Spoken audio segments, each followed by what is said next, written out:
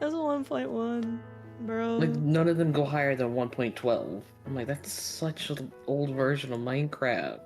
Maybe you're the old version of Minecraft. Maybe the old version of Minecraft is the friends we made along the way, Len. Have you thought about that? Where?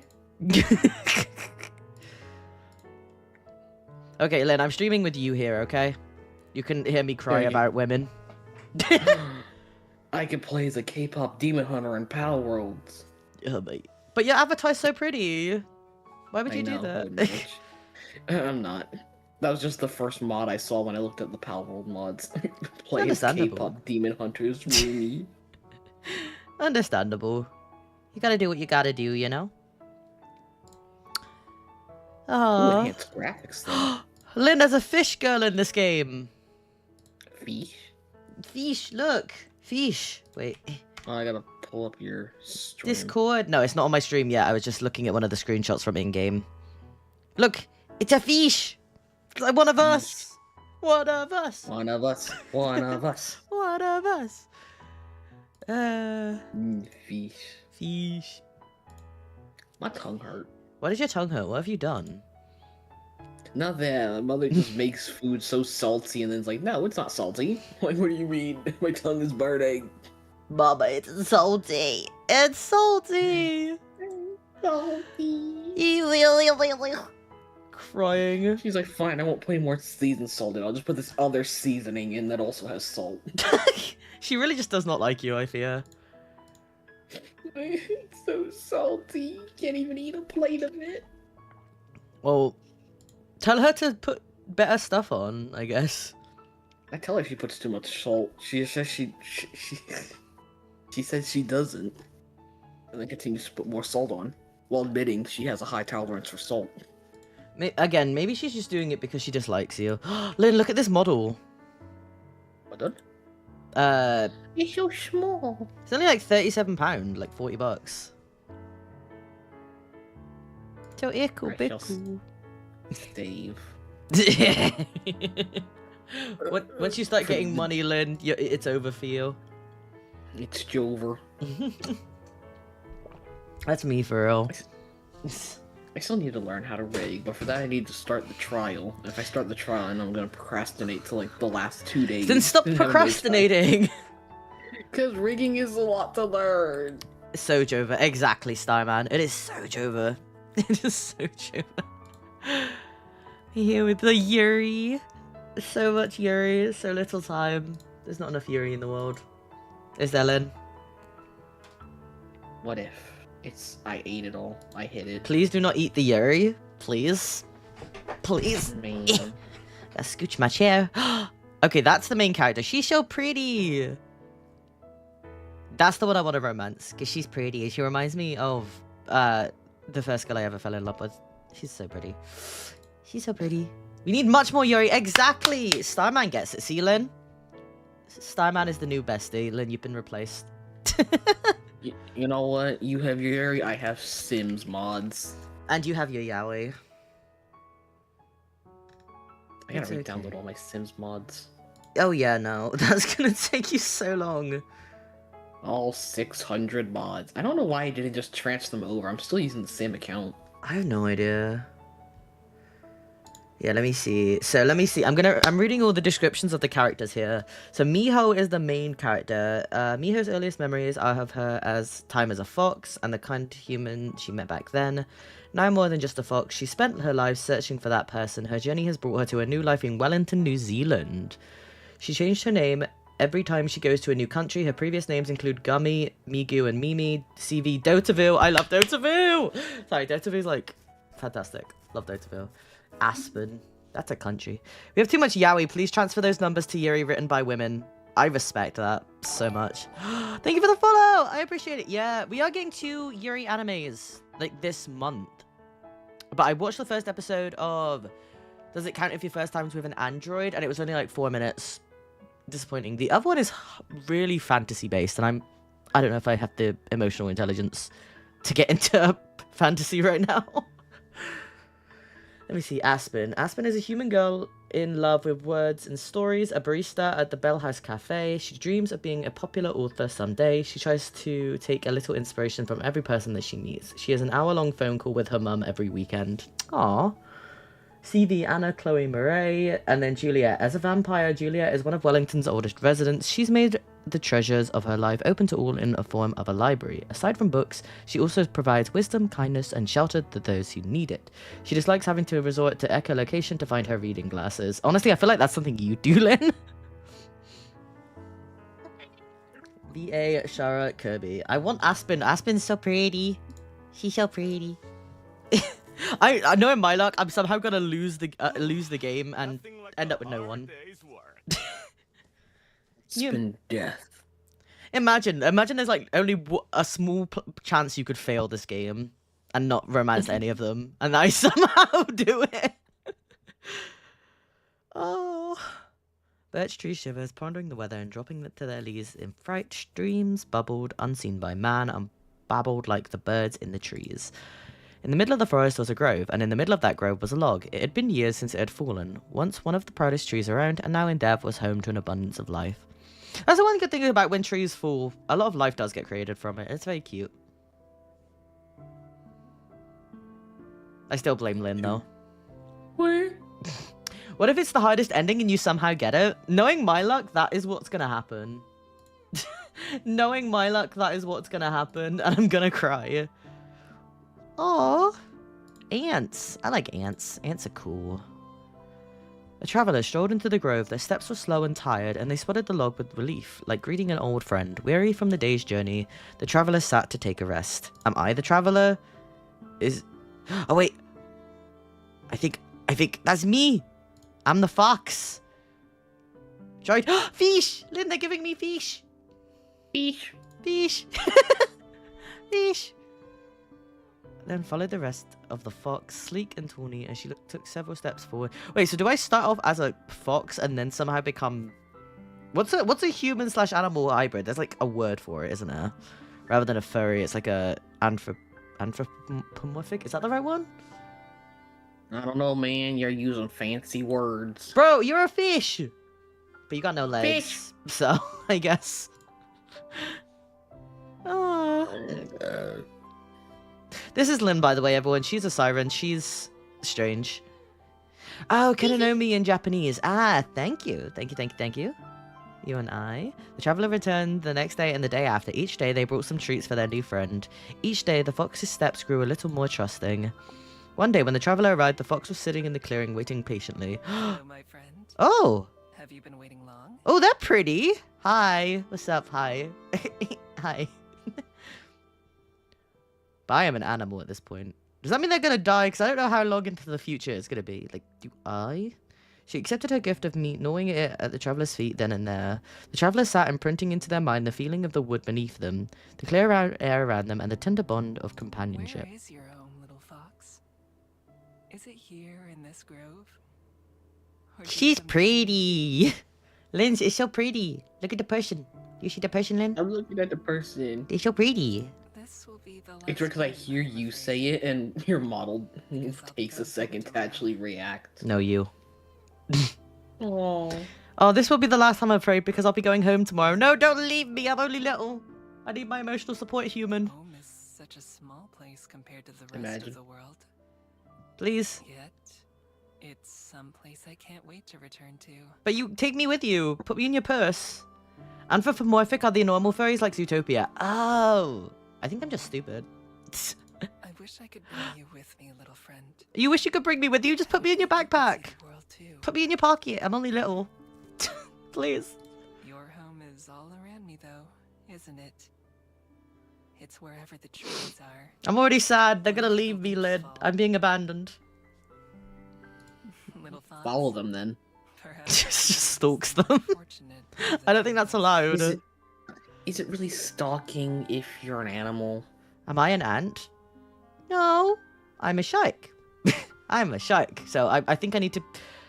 No, in this game, no, I'm a fox. From the description, it's like, as they bade goodbye to the forest and to the fox, they knew it that that they would not return, but they would carry the memories with them always. The next day, the fox was sitting in the clearing, waiting patiently.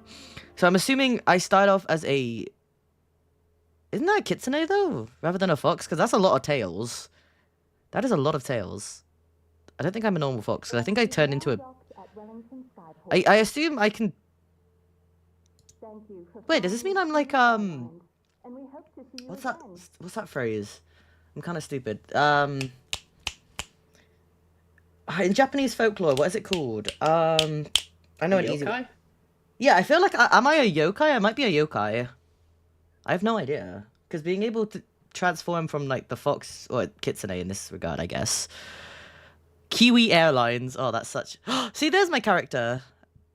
I still have the ears. I just don't have the rest of the fox body part, I guess. I have no idea. The ears still confuse me. She's so cute, though. Look how cute I am. I think they are like animal gods, so I'm assuming... Like Tanuki's. Yeah, so I guess that's what my character is, because she started off as just a normal fox with, for some reason, 6 tails. Unless that was just like my fox wagging her tail. Maybe. I don't know. I can't wag my tail. Can you wag your tail, Lynn? Wouldn't wagging for me just be like shimmying? Shimmy, shimmy, ya, shimmy, ya. Yeah. Wah, bah, bah, bah. Oh, she's so cute, though. Look at her. She's adorable. Oh, and that's the one that's voiced by Dotabu. Oh, I love her voice acting. Like, her voice is very pretty. I give a wink to the shocked-looking lady that I stepped out in front of. She doesn't have time to gasp before I'm out of her sight. Well, yes, you have animal ears. She has, like, fluffy versions of my ears, Lynn. No, that's the same. Oh, I guess she's put her hood up to cover her ears. Okay. I nod at the smiling flight attendants as I pass her by, and then throw up my hood to cover my face. You're not doing a good job. I can see your face. You're not doing a good job. Things have changed much. It's always been harder to sneak on than it is to sneak off. How are you sneaking on an airplane? I don't think that's legal. Away, step in the ground. After a long stretch, I take a deep breath and savor the fresh air after being stowed away for so long. Have I just hidden in, the floor compartment? How would you even sneak onto a plane? Because what if all the seats are full? You're just taking someone's seat. Well, I think with ears that big, they'll think you are the plane. No. She's so... Look at her little teethy. She's so cute. Oh, I love this art style. She got a little toothy. You got gummies. You can't start. What if I take her last tooth? No, she needs it. But I need it. I like your funny symbols, Magic Man. I was going to say, because we're in Wellington, so I was going to say, that is definitely not English, and they speak English in Wellington. Beef Wellington? I'm going to hit you. Beef Wellington. Well, I'm not too far back to hear what the guards are saying. It looks like they're examining a little booklet from each traveler before letting them pass. Humans sure like processes and proceed. Well, yeah, that's a passport, honey.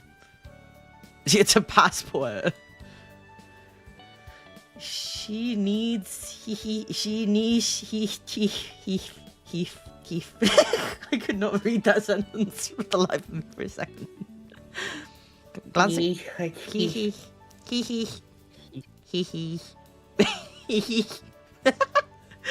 An open window would work, or even an unguarded exit. You are outside. I might be stupid.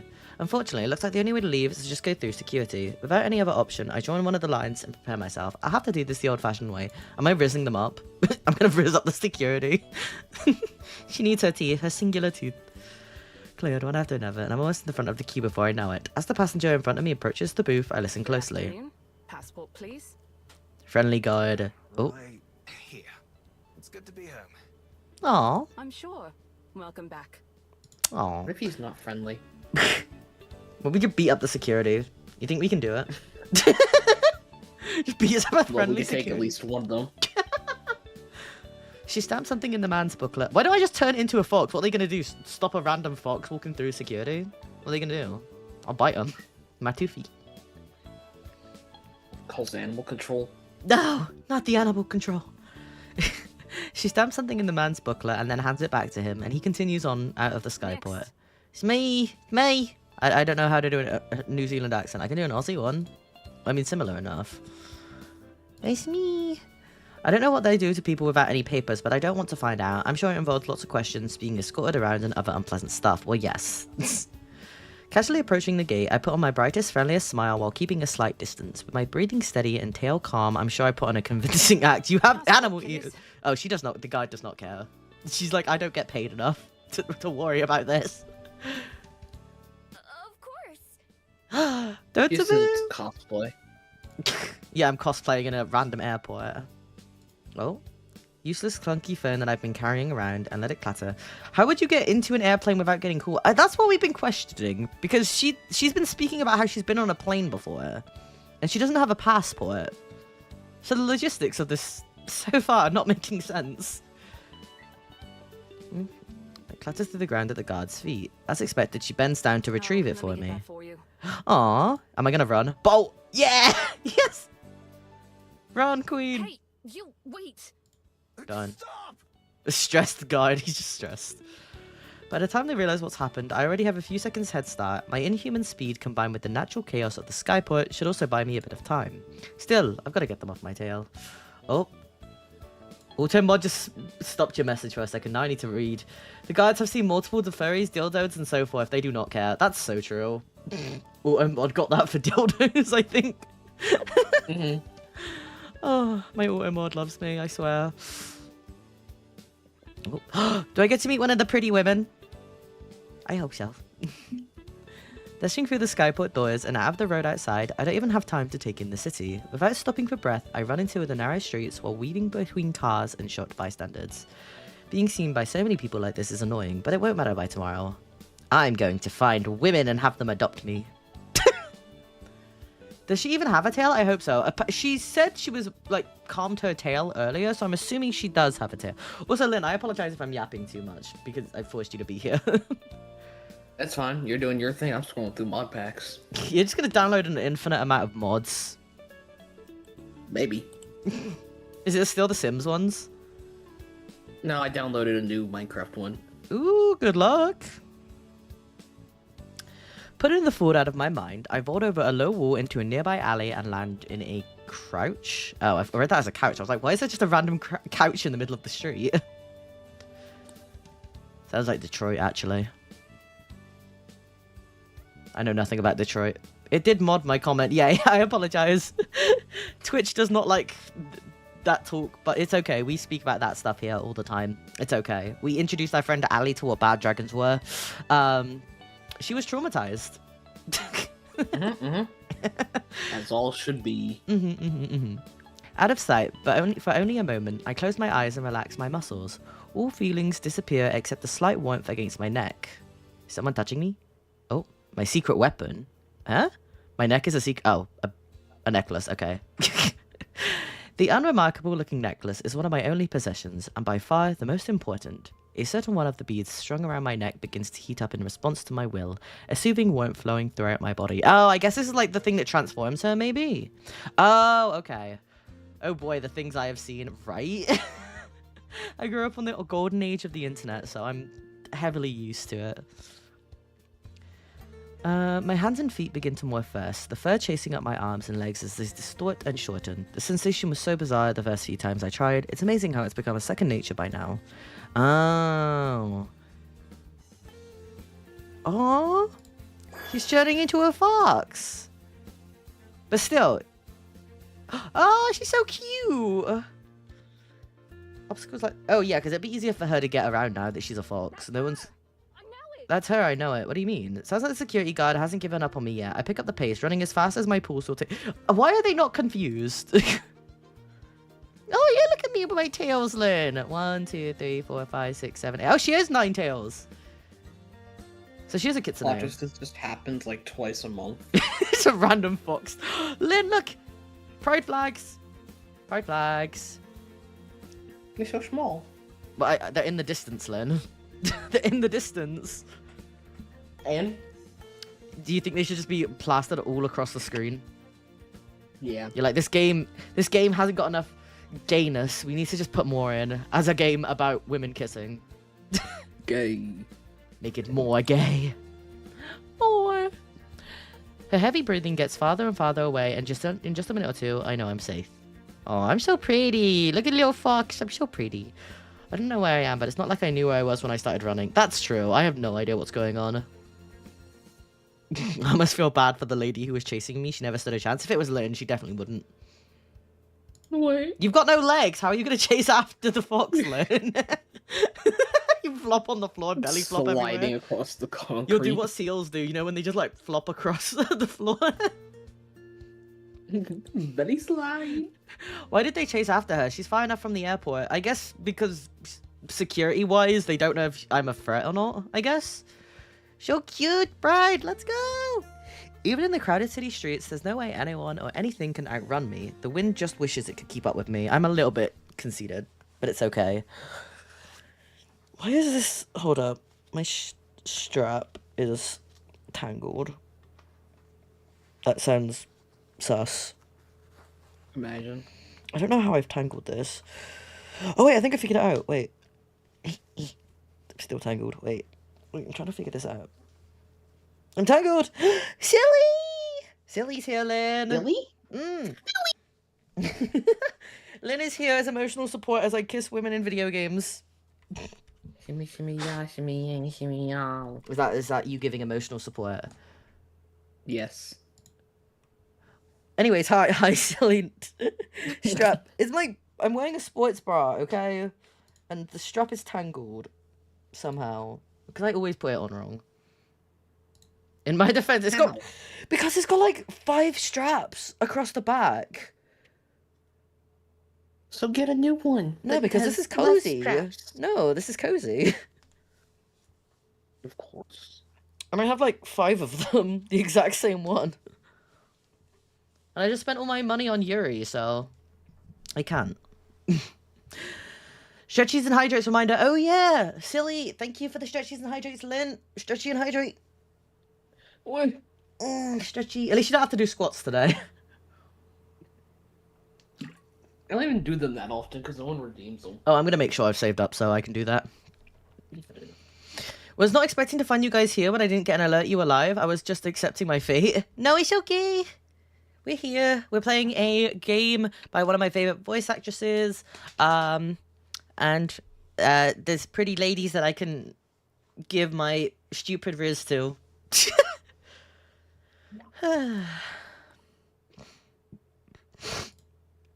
Yay! Better luck next time. I turned back into a human. Yeah. I nonchalantly my nonchalant riz. Brushing the dust. Why do I feel like my bra's inside out now? Shit. Did I make it inside out? Twisting the straps made it inside out. I'm actually gonna have to figure this out. Whatever. I'll figure it out later. That's a problem for later, Leo. The odd person walks by on this errand, or another, not paying any attention to me, just the way I like it. Again, you still have big EOs. Mapping out my path in my head, I look for a way to the main roads. It'll be easy to get my bearings there. I pick turns at random without any real destination. She's so me-coded. I was like, I don't know where I'm going, but I'll go somewhere. Aw. Just take it off. No, I need my support. I'll get back pain. I already got enough back pain. I got scoliosis. I don't need more issues. Since I'm EP and it is late and I do have a headache and work tomorrow, I'll be heading off for Eeps now. That's completely fine, silly. Your health is far more important than being here, okay? You just get you some rest, okay? And I'll beat up Lynn while you're gone. What? When I decided to make the journey to Wellington, it was pretty impulsive. I'd overheard another pair of travelers talking about it and how beautiful of a city it is. Wellington is gorgeous, by the way. If you haven't ever looked up at pictures of Wellington, it's gorgeous. Absolutely beautiful city. I want to visit New Zealand one day, because it's like Australia, just without the bugs. So it's a win-win. With a moment now to take in the scenery, I can see they weren't wrong. The streets around here seem like a mix of homes and businesses. Everything is very colourful, even the brick walls are covered in pictures and paint. In the distance, I can see green hills that are lined with houses, as well as green hills that are completely empty. There are a lot of hills. My knees would not like the amount of... Lynn! Gay! Gay. Gay. No night, silly. Don't forget stretchies, hydrates, and petting the kitties for me. Oh, of course. Good night, silly. Sleep well. Walking aimlessly in an unknown city is so fun. I want to do that. There's loads of cities by me. Like, I can just go 10 minutes on a train and end up in a city I don't know. But no, my luck, I will just get lost and have a panic attack. 10 minutes will take me to Walmart. Yeah, America's strange. You have a strange country. No offense to any Americans in the stream. In one lawn, a big dog growls at me as I walk past, but when I transform and growl right back, he tucks his tail and runs away. She's so based for that. Dogs and I have always had an understanding. Yes, because you're just growling at them. It growled at me. It growled at me. Why you did it in a cage? It growled at me. Why is Len in a cage? She tried to touch me.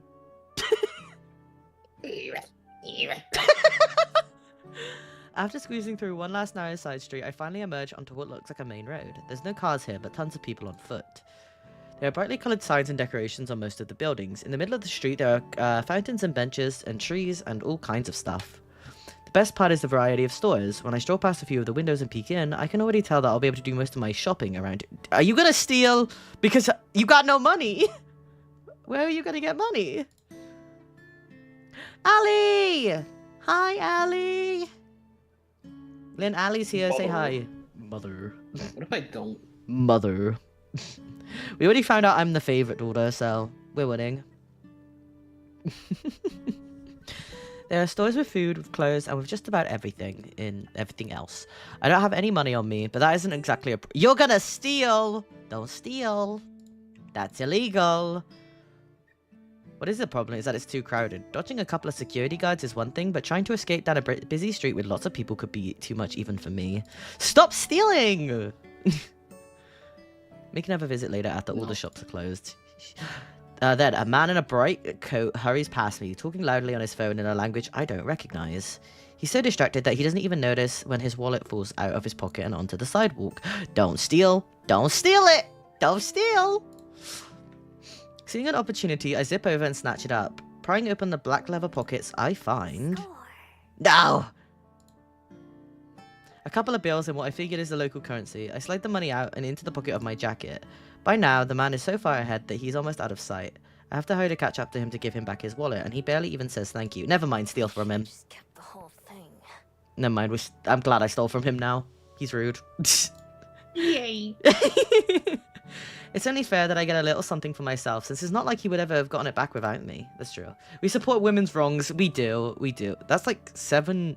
No, that's 7... Is that 7? 50? I can't read. That's 15. A blue bill and a brown one. These feel sturdy. Nothing like the paper I expect. So that's 15...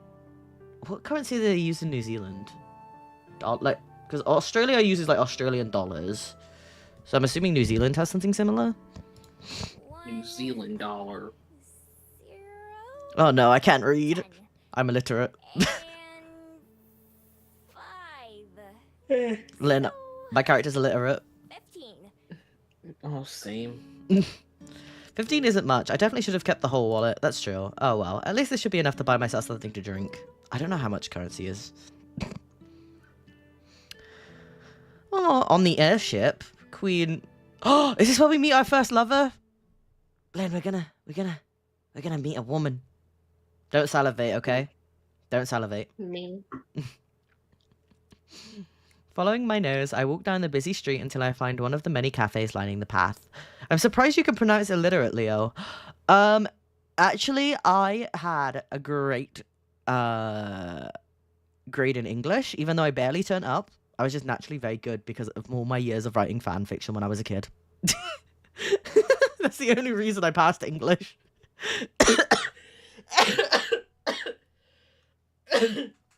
Ow. I passed. Yes. That too. The money is New Zealand dollars. Ah, thank you. So I was right. You only got that because I said Australia has dollars, their own version of dollars. So you just guessed. Exactly. And I was right. This is why I hit you. Anyway, following my nose, I walk down the busy street until I find one of the many cafes lining the path. The sign hanging above its front door has a picture of a bell on it. Cute. This is where I'm gonna meet one of my wives, Lynn. My wives. A woof. Oh, whoomp. A charming bell rings out from above the door as I enter. I can't help but savor the wave of refreshing cool air washing over me, which feels even better after so much running. Hiya. This isn't one of my Welcome wives. to the Bell House. I like her hair, though. She's got some cool hair. The barista behind the counter is the only other person in the store right now. As I nod in greeting, and she leans forward with a cup in one hand and a pen in the other. I was gonna say, I don't even have a... Met you. I didn't even give you my order. You're just gonna give me an empty cup? You wanna try one? Yes. Affogatos. What the heck is an affogato? She's a cutie. I like her hair.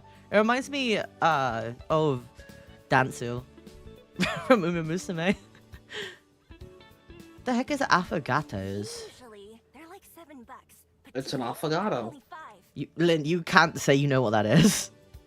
I didn't say I knew what it was. I just said what it is. Oh, they're on sale, Lynn, from $7 to only 5. I'm like a... Oh God. Are you trying to type it in on the internet? No. I'm gonna type it in on the internet. I want to know. Affogato. It's a... Okay, that's trying to translate Italian to English, apparently. Affogato means drowned, which is exactly what you do to a scoop of vanilla ice cream with a strong shot of hot espresso. Oh, it's just pouring espresso on ice cream. Well, now I want it. Yeah, but it's just because it's got like coffee and ice cream. That's your perfect combination. Exactly.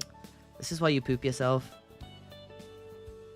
I'm not sure what an affogato is. Isn't that a vegetable? Not wanting to commit to the strange-sounding drink, I look at the menu instead. She's understandable for that. She's so real. I would be too nervous to be like, yeah, I'll have it, even if I knew I wouldn't like it. Unfortunately, it's full of handwritten spindly letters. I can't read a single... Oh, cursive. They wrote it in cursive, Lynn. Her weakness. Man. Writing. I'll just have a vanilla latte. Oh, I want a vanilla latte now. Oof. Ugh, boring. Hey! Okay, this barista, I'm gonna fight her. Said I'm having a vanilla latte. She's like, okay, boring. Imagine only having a vanilla latte. Excuse me. Let me have my vanilla latte in peace. I usually have a hot chocolate if I go to a coffee shop, though. I love a hot chocolate. Miho. It's my first time testing out how that name sounds, and I decided that I like it. Aww. I decided on the airship that was the name I would use here in Wellington. I've used so many names throughout my life that I can't remember most of them. She's so real. For each new city that I visit, I come up with something new. Foxes don't have any uses for names, so nobody ever gave me one. Aw, I'll give you one. It's gonna be Cutie Patootie. She scribbles something on the cup with a black marker. If that's how this name looks, then I'm even more pleased with it. Aw. $4.50, please. $4.50? I hand her the brown bill and she gives me back a big coin with a picture of a boat on it. Ooh, a boat. Alright. I'll have this ready for you in no time. She's pretty. I do like her, even if she was mean to me about my coffee choice.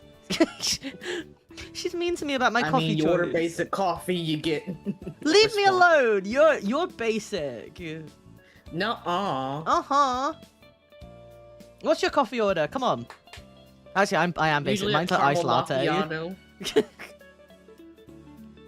A caramel macchiato. You basic. With extra caramel and whipped cream. You fast.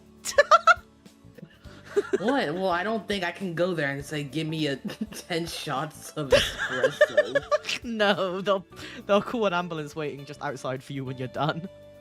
Yes, I just make it at home. Baristas love making complex coffees. Oh, not if they're in a rush hour, though. If they're in a rush hour, they're like, please, order a basic coffee. I can't no more. This makes me really want to go to a coffee shop, though. But I don't want to go outside. So I'm just going to live vicariously through my Fox girl. She sure seems enthusiastic. I nod as she spins around and starts working. Looking about somewhere to sit, I decided on a seat by the window with the sun pouring in. Near the entrance of the cafe, there's a wire rack with a stack of maps and the tourist pamphlets, so I grab one of the maps before taking my seat. The cafe is big and bright with plants everywhere. They're on the walls, on the floor, and on the ceiling. Most of them are real and vibrant, obviously being well cared for. They're in little balls, Lynn! And balls. You're Colombian, so you love black coffee? I can't drink black coffee. I'm so basic. I just go with like a nice iced latte. I'm so basic. I'm sorry. I'm so basic. Could be worse. I could be like, I'm so British. I only drink tea. I only drink tea. Tea. I really want tea now. You're an idiot, Lynn. I blame you. Even the lights that hang down from the ceiling have glass ornaments with little shrubs in them. Hi, Mega! Hi. We're playing a Yuri game today. Hi, Mango. Mango. Seems like I made a good choice coming here. Any place with a bit of nature in it is more comfortable to me than places without. Well, you're a fox. Guess I should find a place to stay. Oh yeah, I'm homeless. I'm kind of homeless.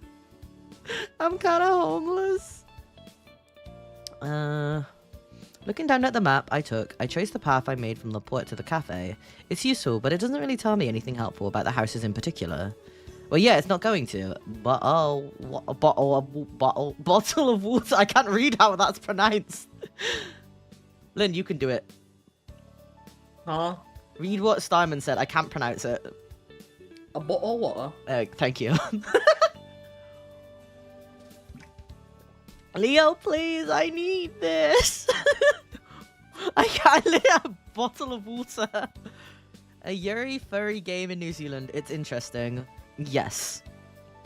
And apparently one of the love interests is a vampire and one's a human. And the human one looks like the first girl I ever loved. So I'm just like, I know my choice. She could be mean to me, but it's okay.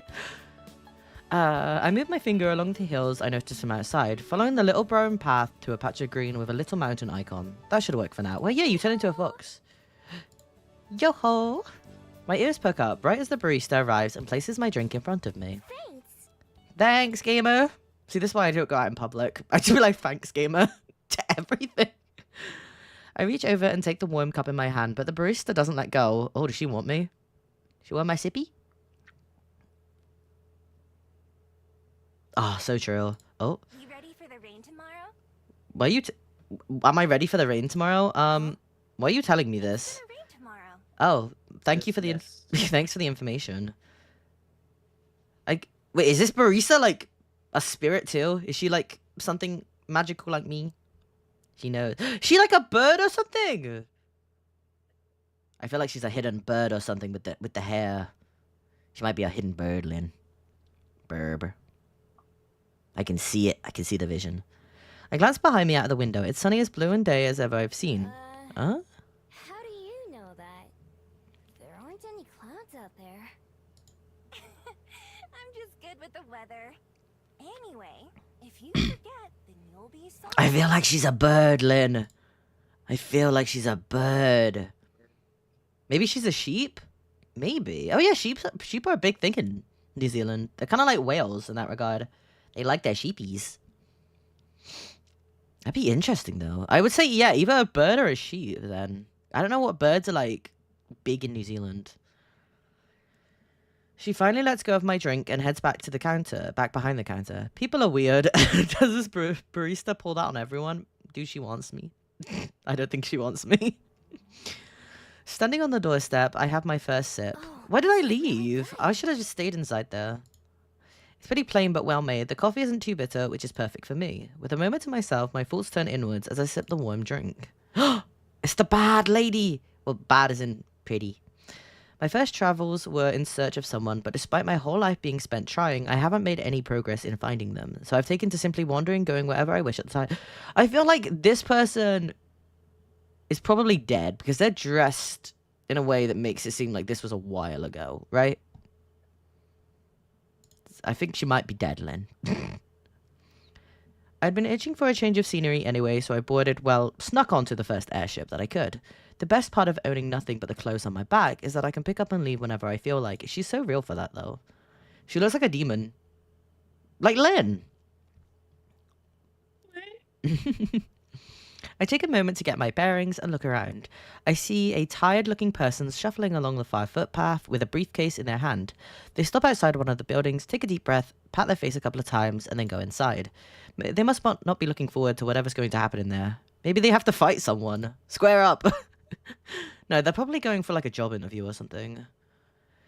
Through the large glass windows of another store, a fawn is trying on a pair of shoes, but they don't seem to fit her hooves. Oh, so I guess it's just common to have, like, people have human, have animals here. The people waiting with her look annoyed. I wonder if she fusses around with her footwear a lot. Well, I mean, if you've got hooves, I can assume it's like Lynn trying to find a pair of shoes. Where? Where are you going to put your shoes, Lynn? Under the water. You put them on the urchins as a hat. For a while, I simply let the day roll by and watch the various figures who stroll by. People watching is fun, especially in such a busy city. That is true. Eventually, I go to sip my coffee, only to find nothing coming out. With no more reason to stick around, it's time to go. On the sunlit street, I look about to match what I can see with the map's directions. There's a tall green mountain in the distance ahead of me, which must be the one on the map. It'll be the perfect vantage point for the city. Ideally, I'll find an empty building I can crash in, but it's not necessary. A roof over my head would be nice, but I'm plenty used to sleeping outside under the stars. Sometimes it's better than sleeping in a bed. I mean, you can turn into a fox, so you can kind of just chill wherever, right? Encouraged by the plan forming in my head, I set off on the long walk to the summit. Summits, same thing. We going! Oh, this is pretty. Don't sleep in the road, kids. That's bad for you. Aww. No road sleeping today, Lynn. The path to the mountain turns out to be less simple than the map made it look. First, a trail takes me along the waterfront, and then it turns upward through a small forested area. Being among the trees and their tall shadows makes me feel at home. When the path leaves the woods again, I'm a little disappointed. It leads up a paved road, so I stick to the edge to avoid passing cars. Sometimes I take shortcuts through yards or unmarked paths, breaking and entering. I got you. There are quite a few nice looking homes right along the roadside. I make a mental note to go check them out when I'm low on money or food. I'm gonna go steal. I'm gonna rob people, Lynn. Yay! Not much further along, a concrete lookout offers another glimpse of the city below. A couple airships are moving into dock at the skyport, probably from the other floating islands. There's still a ways to go to the top of the mountain, but luckily the walk has been easy so far. I wouldn't even consider it a hike. Eventually, I reach the final stretch of the road. I can see where it curves ahead to the summit, and I hurry to the end. Ooh, this is a beautiful view, though. She really loves committing crimes. I think this game isn't about romance. It's just about committing a felony. It's just committing a felony. GTA, but make it anime girls. That'd be so good, though. Tell me I'm wrong. That would be such a good game. Am I wrong? You're not wrong. So glad it's a voiced novel. You were reading in a good pace too. I hope so. I'm just trying not to mess up my wording. Words. Imagine Kengi trying to read all this, Lynn. You think Kengi would ever play a game that involves a lot of reading? No. GTA, but with anime girls. No. A metal railing spreads out like a crown on top of the mountain. As I go to toss my empty cup away, a pair of chatting tourists pass me by. Oh. Well, about an hour from the base of Mount Victoria, so a bit further from here. Mm-hmm. Mount Victoria. Dotavi, I love you. I'm glad to know what the place is called. I say the name out loud to help commit it to memory. Standing at the edge, I'm treated to a wonderful view of Wellington. I really want to visit New Zealand one day. There's so many places I want to visit though, but I'm just too scared of airplanes. Airplanes scare me too much. Airplane. In the night sky, I like shooting stars. Everything is always fun now. The city forms a crescent moon shape around the bay, which glitters like a sapphire from up here. The sun is starting to set, and that makes the water even more shimmery. Even more airships can be seen coming and going. I think that I can even see the edge of the floating island we're on, miles out in the open sky. I survey the city using the skyport as a reference point. From up here, I wonder if that woman's still looking for us. Yes. She's running around the city being like, have you seen a girl? She's like this high, she got big ears. She got a tail, I think. Have you played other visual novels, or is it your first? I grew up playing like visual romance novels on my phone.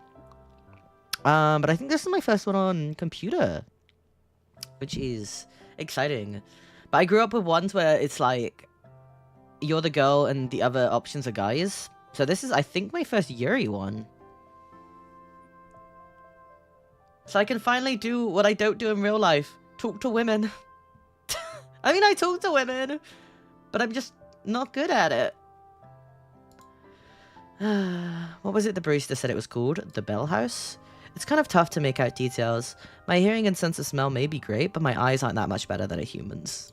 You got pretty eyes, it's okay. Then I noticed something useful. Look!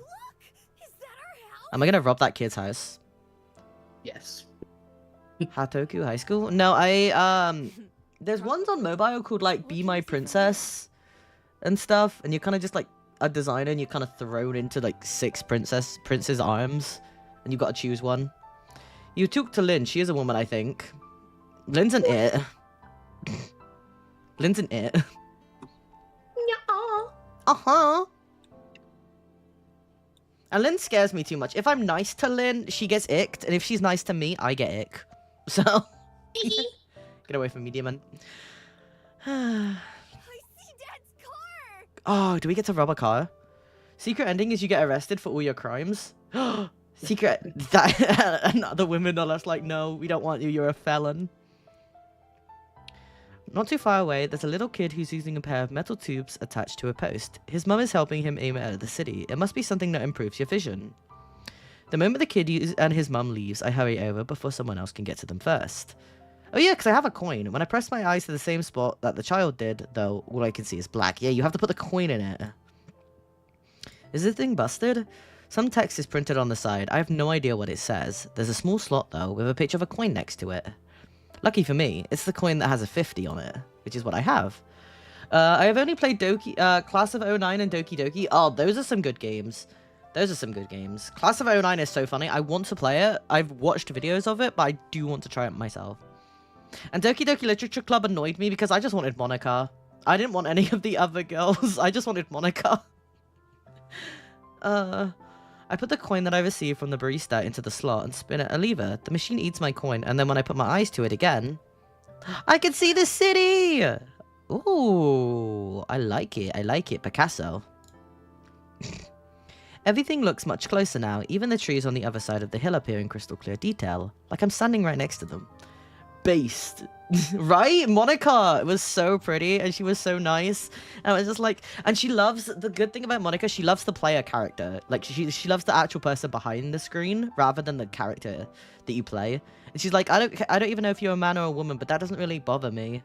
I like you for you. And I'm like, Monica, please. How dare you? Yuri is the queen in Doki Doki. You want a yandere. IRL, I'd like a yandere. But IRL, I would need someone like Monica. Well, I mean, Monica's obsessed with you, so I guess... I don't know. I think, what was it, Matsuri? Natsuri? One of them. The pink-haired one would probably be the one I would be attracted to the most, because I like ones that... What is it, Tsundere? Is it Tsundere where they pretend they don't like you, but they actually do? Yeah. Yeah, that one then. That's the girls I gravitate towards, unfortunately. I aim the viewing glasses at the city and look around, trying to find a good place. What would you rather, Lynn, a yandere or a tsundere? Honestly, neither. Well, you have to choose one. Probably tsundere then. Yeah, because yandere would just probably stab anyone that went near you. Yeah. Monica is obsessed enough to become a god just to be with you, and that's the kind of woman I need in my life, to be honest. That's the woman I need. Houses are a no-go. Even if they look empty or abandoned, you can never let your guard down for a minute. You're gonna get shanked by a homeless person. Same with most shops. No, don't eat the homeless. Aww. Same with most shops. I don't have enough money for a hotel, and I won't risk sneaking into the house either. I mean, at least we could just sleep in the ocean, Len. If we just went to a new city, we could just sleep in the ocean. We're fine. Jumps in the lakes. No, because that would be freshwater, wouldn't it? I need salt water. Some lakes are saltwater. Well, I need salt water, Lynn, so we're going into the salt water. Come on. Salt for you. You can't just take a salt shaker or your mum's food and chuck it in the ocean. What? Well, you said your mum puts too much salt in her food anyway, so... You know, I think those are 2 different kinds of salt. I don't know. With your mum's cooking, I wouldn't be so sure. Stupid machine. I smack it a couple times and check again, but I still can't see anything. Yeah, your time's run out. Oh, whatever. Aw, she's a cutie. Looks like I'm sleeping outside tonight. Guess this place is as good as any. You can turn into a fox. Do you only drink salt water? Yes. Lynn drinks urine. No, you just keep peeing in my cave. Well, your cave deserves it.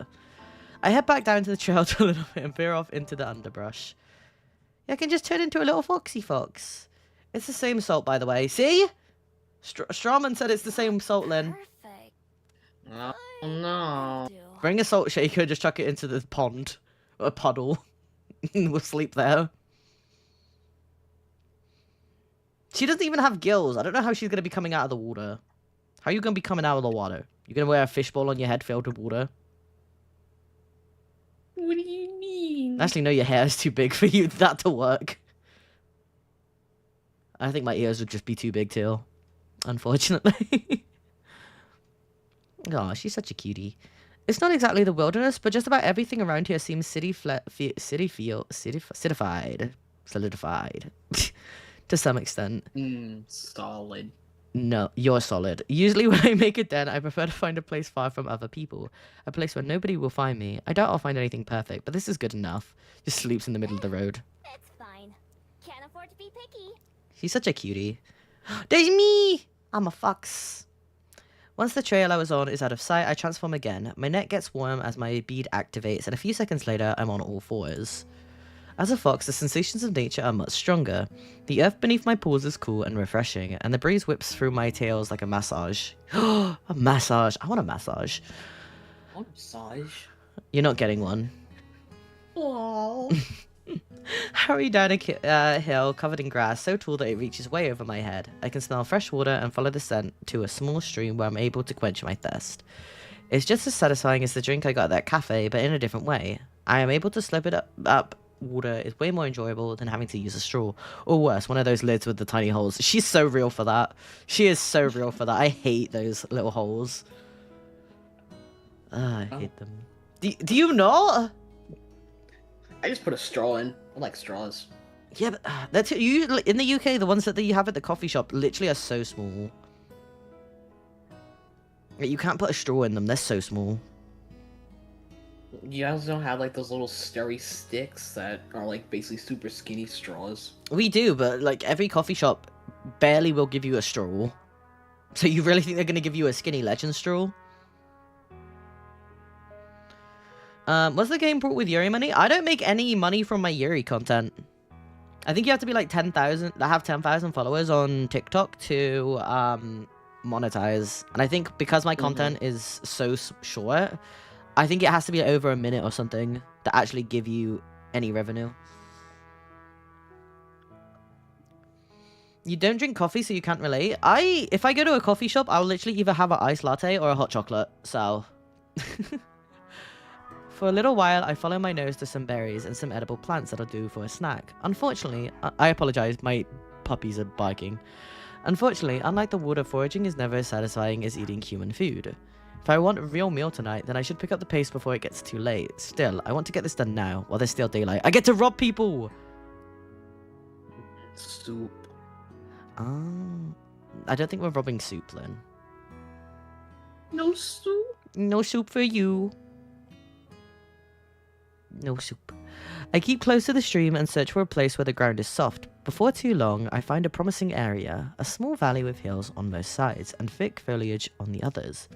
I'm still close enough to civilization to hear cars and other city noise, but the area I'm in doesn't seem like it gets visited very often. At the very least, it doesn't really smell like people. The spot that I settle on is a nice mound of earth near the edge of the woods, partially hidden by a tall tree with low-hanging leaves. Even if no one comes by it, it makes me feel better knowing that I'll be out of sight. And so I start to dig. My claws rip away the dirt as I burrow downwards, widening the tunnel just enough for my sleek frame to fit. Skinny! Just take the lid off, so true. The puppies need PNG tuber characters too. They would be like little shark puppies. First I dig forward and then downwards, widening out an area that's big enough for my whole body to fit. This is something I've been doing my whole life, even back when I was just a regular fox. Oh, so it was only a recent thing that she was able to transform into a human. Ah. I think that's why I don't mind it too much. Compared to sleeping inside somewhere, it just feels right to me. It's understandable if you were always a fox. Oh, is that my little den? Oh, it's so cute. My fox is kind of homeless. My fox is kind of homeless. Oh, I understand Imagine. why. You say that as if you don't live in a cave. The cave is my home, so am I truly Yeah, and it's got a homeless? urine in it, so... That's your fault! I don't believe you. It takes a little while, and by the time I'm finally finished, the first few stars have started to peek out from the sky. I shake myself clean off the dirt that sticks to my coat, and then transform back into my... Oh, I understand why my dogs are barking now. It's because my father Lemon is upstairs in the bathroom, and they get lonely. Lynn house tour when? She shows her house on her stream. Yeah, I've showed it before. Yeah, if you go onto Lynn's stream, she's not streaming now, but if you do, she it has her house on there. I don't think I've streamed since we met Mango. That's true. Is there? Aww. I walk around the valley a bit, checking from different angles. Not bad for just an afternoon's work. Oh, I love you, Dotavu. So talented. If you weren't looking for it, I don't think you'd ever notice anything is out of place. All that digging has made me work up an appetite. I'm not that kind. I'll be satisfied with just a few berries. I'm so hungry. I haven't had a real meal since yesterday. Her name is Lynn _ Lynn, do you want to type in the chat? I don't know if you've still got my stream up. Do you want to type in the chat just so it'd be easier for them to click on your name? What? Like, that is Lynn.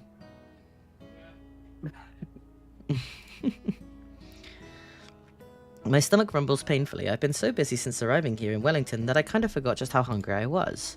I'll grab some human food back in town. Casting one last glance at my afternoon's work, I set off towards the city. I mean, I've still got $10 left. Time to get some food. But I'm assuming she's gonna steal. I'm assuming she's gonna steal. Time to steal, Lynn. Probably. Rainbow everywhere.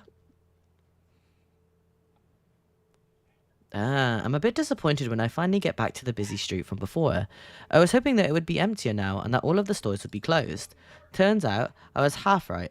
A lot of shops have gone dark for the evening, but there are just as many people walking around now as there were earlier.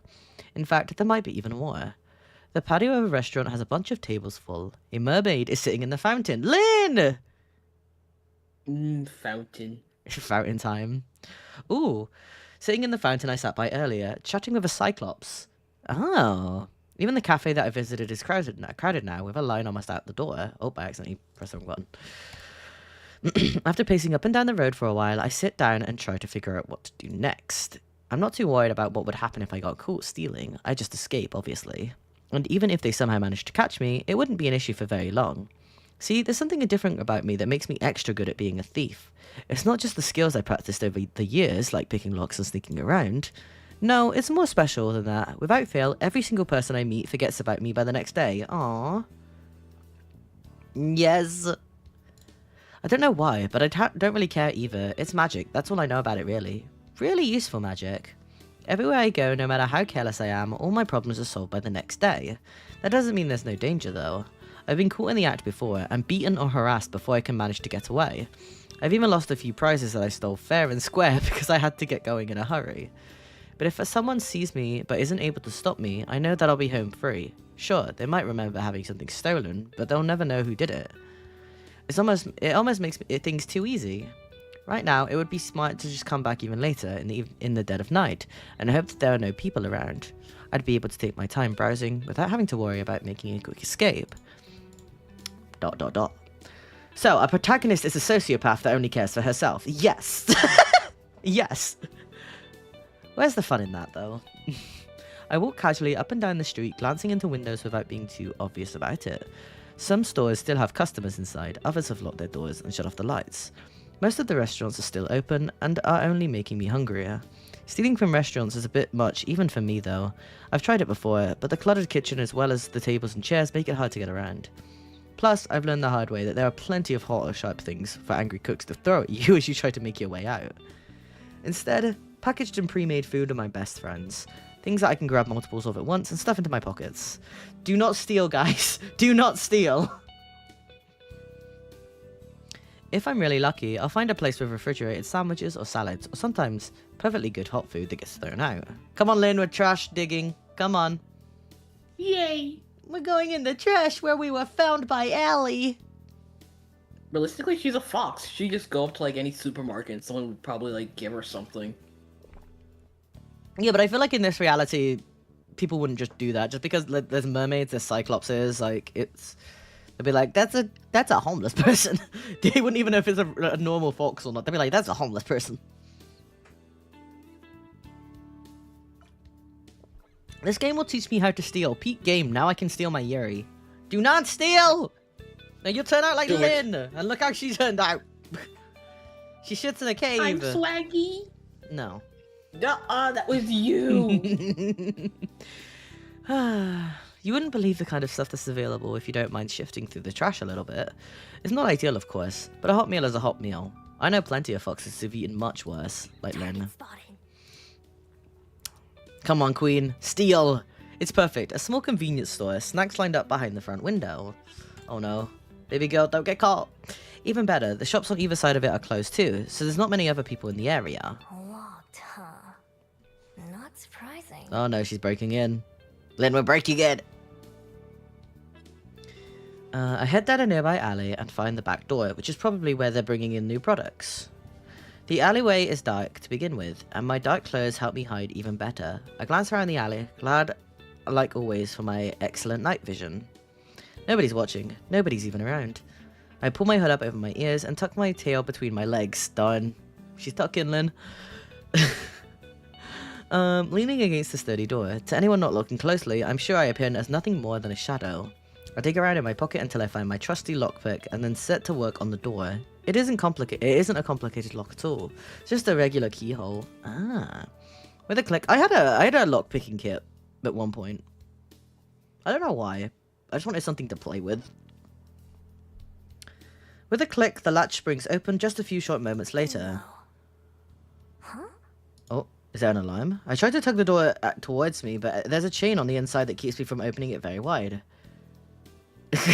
Oh, darn, she's a straight-up thief. Classic Fox Girl. Darn, Fox Girls always getting the short end of the stick here. Is this why you chose a siren? Well, actually, no. I would say sirens also have a bad reputation. This is why Lynn's a siren. She's just bad at it, though, so it's okay. They just tell her to shut up. Yeah, tinkle. Go tinkle. I will go tinkle. In the corner of the My cave. mother's calling. Never mind. Oh, go see Mother. There's no way a human could fit through the gap, but it would be easy for a fox. First, I slink away for a bit, idling on the nearby street like a regular pedestrian. I wait to see if anyone shows up just in case I triggered a silent security system. After about 10 minutes, I decide it's safe.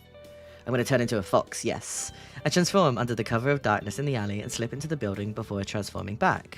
She's so smart. The shop isn't very big, and the receiving area is just a small hallway with a few boxes of soda and candy bars on the floor.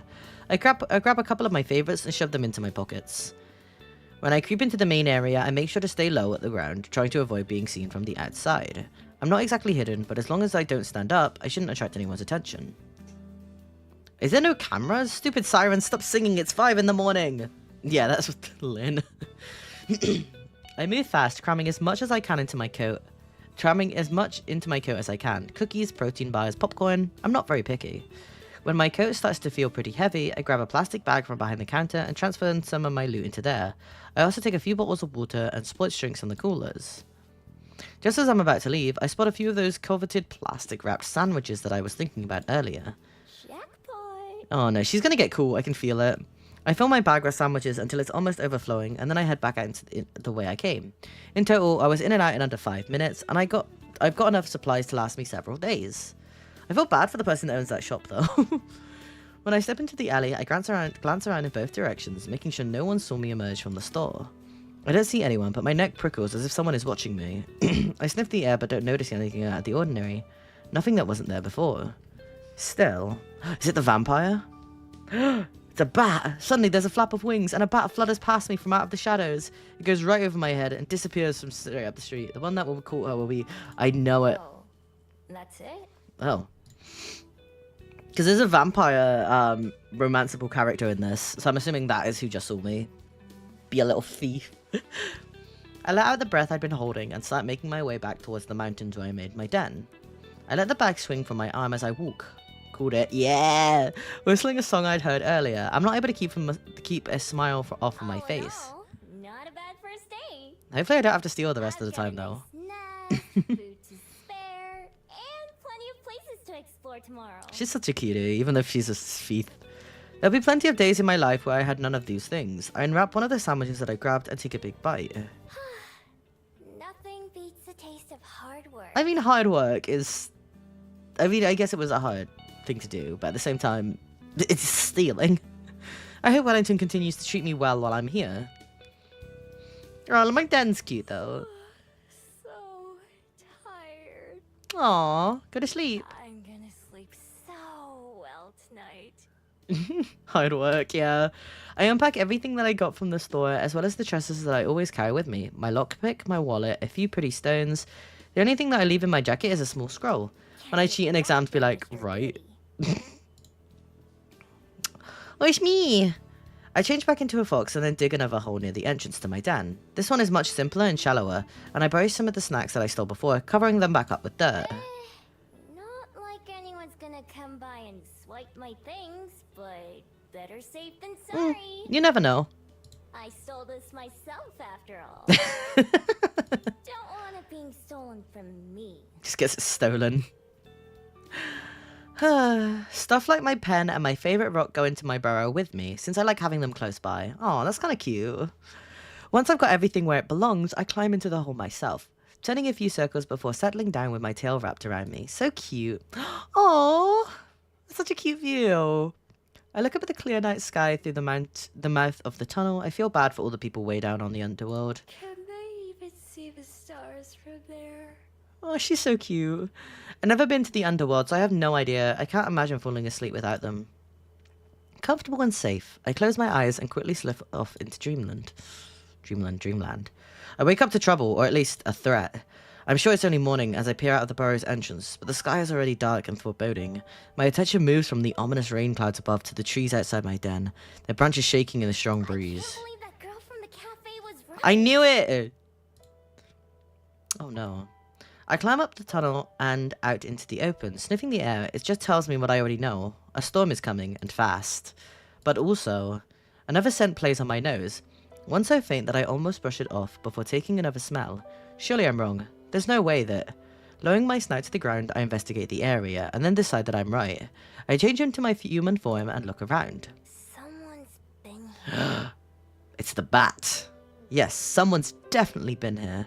But this scent isn't humans. It's vaguely familiar, but at the same time, not like anything I recognize. And it definitely wasn't here when I went to sleep. It came and visited us. They must have come here in the night and stopped right outside my den. Were they watching me sleep? Darn, that is Rose right there. Oh crap! My stuff! They better not stole! As a fox, I dive back into my hole to make sure everything is still there. My heart pounds in my chest, but nothing appears to be missing. I also checked the spot where I buried my stash from last night, but that hasn't been disturbed either. They just came to see who I was, I guess. I breathe a sigh of relief. If any of my stuff had been stolen, I'd be so mad. But that still doesn't answer my question of what they did want, and that's even more concerning. I'm a pretty light sleeper, and usually the slightest sound or emotion will make me up. So if someone was able to sneak up on me, even I have to be impressed. When a vampire does it, it's rude, otherwise it's stalking. Yeah, when I do it, I'm hunting prey because I'm a shark. No, I can't just swim up to someone and be like, hi. Apparently. I'm a bad shark, apparently. Impressed and a little bit worried. I've got more pressing issue right now, though, and I stare up at the sky in disappointment. I hate the rain. What just fell? Something just fell in my room. I have no idea. It's fine. Why do I have a notification from TikTok? Hold up. What is that? Oh, it's Yuri Lover liked my post. Thank you, Yuri Lover. Very cool. Oh, Mega, I ended up ordering like 21 Yuris today. I would have found a different place to make my nest and hide my supplies if I'd known this would happen. Instead, both burrows will probably just be piles of mud by the end of today. I should have found a place with a roof after all. Oh no. I fill my pockets with my most important possessions and some of the food I grabbed last night. Everything else I wrap up as tightly in plastic bags as I can and bury them in my den. Rabbits kill more people than sharks, by the way, but bunny girls are treated differently. And I'm a lemon shark. I'm like the least threatening shark. Hopefully I can find somewhere fast and then move everything else over before it gets ruined. An abandoned house would be perfect, or some other place where I'd be able to hide. 21 Yuri books. 21 Yuri, like, mangas and light novels. I'm just about to get going when a loud flapping sound overhead catches my attention. I expect it to be I expect it to be a bird, but instead it's yet another bat. It's probably the bat from before. Yeah! This one is even bigger than the one I saw last night. Its wings are way longer and noisier. I can even hear it squeaking something as it flies past. Some people say bats and foxes are similar. I don't see it. Oh. I watch it fly around for a while, before it takes off towards the city. Maybe it knows somewhere to stay. Guess I'll follow it for now.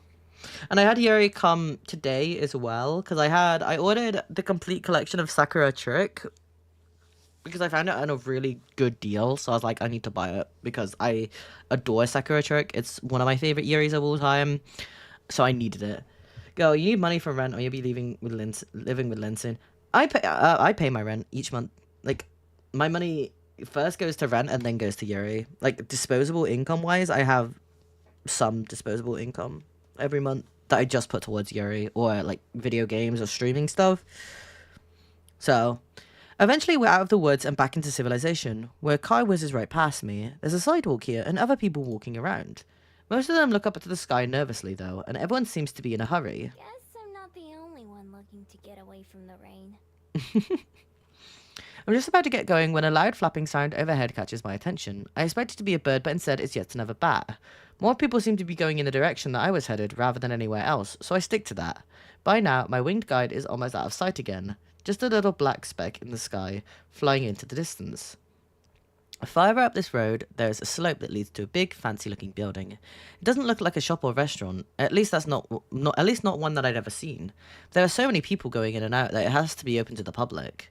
That's good enough for me. It'll give me somewhere dry to spend some time, and maybe I can learn something useful. Plus, places like this usually have plenty of valuables inside. If I'm lucky, I might be able to find something to fund my next few days. Oh no. After all, the bigger the target, the less likely they are to notice something's missing. Oh no. This is a Yuri thing, so I think all of the love interests are women. All of the love interests are women. The sturdy oak door isn't as heavy as it looks, a firm push being enough to leave it open. Gingerly stepping inside and out of the rain, I'm greeted by books. Lots of books. Oh, I'm in a library. Oh, ooh, this is a pretty library. Books on shelves, books on tables, books on the floor, books everywhere. The place even smells like a musty old paper, and the dozen or so people inside are mostly leafing through pages in the aisles. The odd silence about the building is striking, given how many are around. I wish libraries were like this in real life. I don't know if they are in other countries. Local lemonade shark seeks happiness. Honestly, yes. Lemonade shark. Yes, but this is a Yuri visual novel, so it's, I think, only women love interest, which I'm very happy with. But it's warm and cozy and very dry, so it'll do just fine. There's a desk near the entrance, but welcome in more. Hi, hi, hi. There's a desk near the entrance with a computer on it, and I assume we'll be to check in. It's unattended, which is good for me. I take a seat in an empty chair nearby and sit back just to observe for a bit. There are plenty of people, but it's not too busy. Lots of empty, unwatched spaces. Most folks seem to be here alone, or in small groups that keep to themselves. There's not much conversation going on, and what there is all whispered. Nobody gives me a second glance, which is a good sign. It means I'm probably not breaking any rules just by being here. No, you can go into libraries and just chill. Behind the desk, there's a hallway leading deeper into the building, and I peek around the corner to see what's back there. All I can see are some shut doors, at the very back, a staircase. Ooh, I think I just saw the vampire. I remember what they look like from the Steam page. After glancing around to make sure no one's watching, I sneak down the hall and try a couple of the doors. No, baby girl, stop trying to steal! All of them are locked. I could probably pick them if I wanted to. No sense trying to do that now, though. Is there anything more valuable around? An antique clock or a vase would be perfect. Sadly, it's almost all books. Books, and small trinkets that all look pretty worthless. Not even worth the trouble of stealing. At least it's got a roof. Steal more, don't worry. No! We are not catching criminal charges. I do spot a couple of promising items, like a set of old coins, and memorize the locations. I wander back to the main area where I came in. Outside, it hasn't started raining yet, but it's only a matter of time. The wind is loud and gusty, and even opening the doors is enough to make me shiver. If nothing else, I can probably wait out the rain here, but my poor abandoned snacks back at the den. What a waste. Theft romance simulator, pretty much, yeah. Can't do anything about it now, though. I should keep looking around. I move slowly through the area, never going beyond what seems to be the public area. I pretend to inspect a few books, taking them off of the shelves and flipping through the pages, but I'm actually mapping out the place in my head. Doors, windows, and potential places to hide. Things like that. Most of the time, this kind of info is unnecessary. It's been at least a few decades since I've had to make a dramatic escape from anywhere. At this point, plotting an escape route is just a habit. Overall, I like what I'm seeing. Even with the locked doors and off-limits hallways, there are a lot of nooks and crannies that would make good hiding spots, especially as a fox. From the thick dust that coats a lot of these areas, I can tell that they don't get a whole lot of visitors. If I'm careful, I might be able to go a whole week or more without being noticed. Oh my goodness. As long as I can go in and out, as long as I can get in and out of the building easily, that is. And with the huge windows that line the back wall, huge windows that line the back wall, that seems easy enough. I weave around a couple of shelves that are taller than I am, heading for the back corner. Far back corner. I peer around the corner of the last aisle just to make sure I'm alone. Oh no. But I'm not. Oh, it's one of the love interests! Finally! It's been 84 years! It's been an hour! Finally, one of the love interests! Hi, what's up? Hi. What's up? Hi. Nice to meet you. At a small table by the window sits a woman with a small book in her hand, resting against her fingers. She's perfectly still, but mouths the words on the page as she reads, like she's tasting them instead of just seeing them. Her expression has the distant look of someone way off in their own world, far away from this one. She looks so at peace that I think she must belong in that other world. She's beautiful and elegant in the same way as a painting, with the light from the window shining on her like a display. I duck back behind the bookshelf, pressing one hand to my racing heart. Ah! Queen, my other bumps against one of the books on the shelf and it falls with a dusty thump. Hi, what's up? I already know her character just from first art. She's so pretty. Cursing my clumsiness, I silently back away in case she decides to investigate, but she doesn't leave her chair. I suppose it's nothing. She turns her gaze out of the open window at what? I don't know. A moment later, she returns to her book and leaves this world again. I stay hidden, my face still burning a little bit. Yes, I think this will be the perfect place to spend some time. Ah! Pretty women, hi! Suddenly, there's a much louder boom than the one I caused. Thunder rumbles outside. A few people look around the library startled at the sound and look around. Sighing, the girl in the chair pulls the window beside her closed, the first drops of rain falling not a minute later. I'll investigate the windows later. Right now, I don't want to bother her, so I head back to the other plush chairs on the other side of the library and take a seat. I could be here a while, depending on how long the rain lasts, so I may as well get comfy. I find a few books that have more pictures than words and curl up in one of the soft chairs to flip through them. There aren't as many of those ones, and I go through the stack pretty fast. It takes long enough for the rain to start, though. The longer I read, the louder the pounding of the rain and the howling of the wind become. Guess it's not letting up anytime soon. I can complain though, this library is pretty cozy, by my usual standards at least. It's warm and safe, and nobody tells me to go away. I even have snacks. She's so real.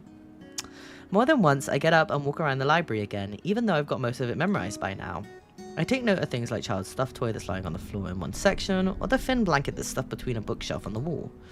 On my third and fourth trip around, I finally find something I've been looking for.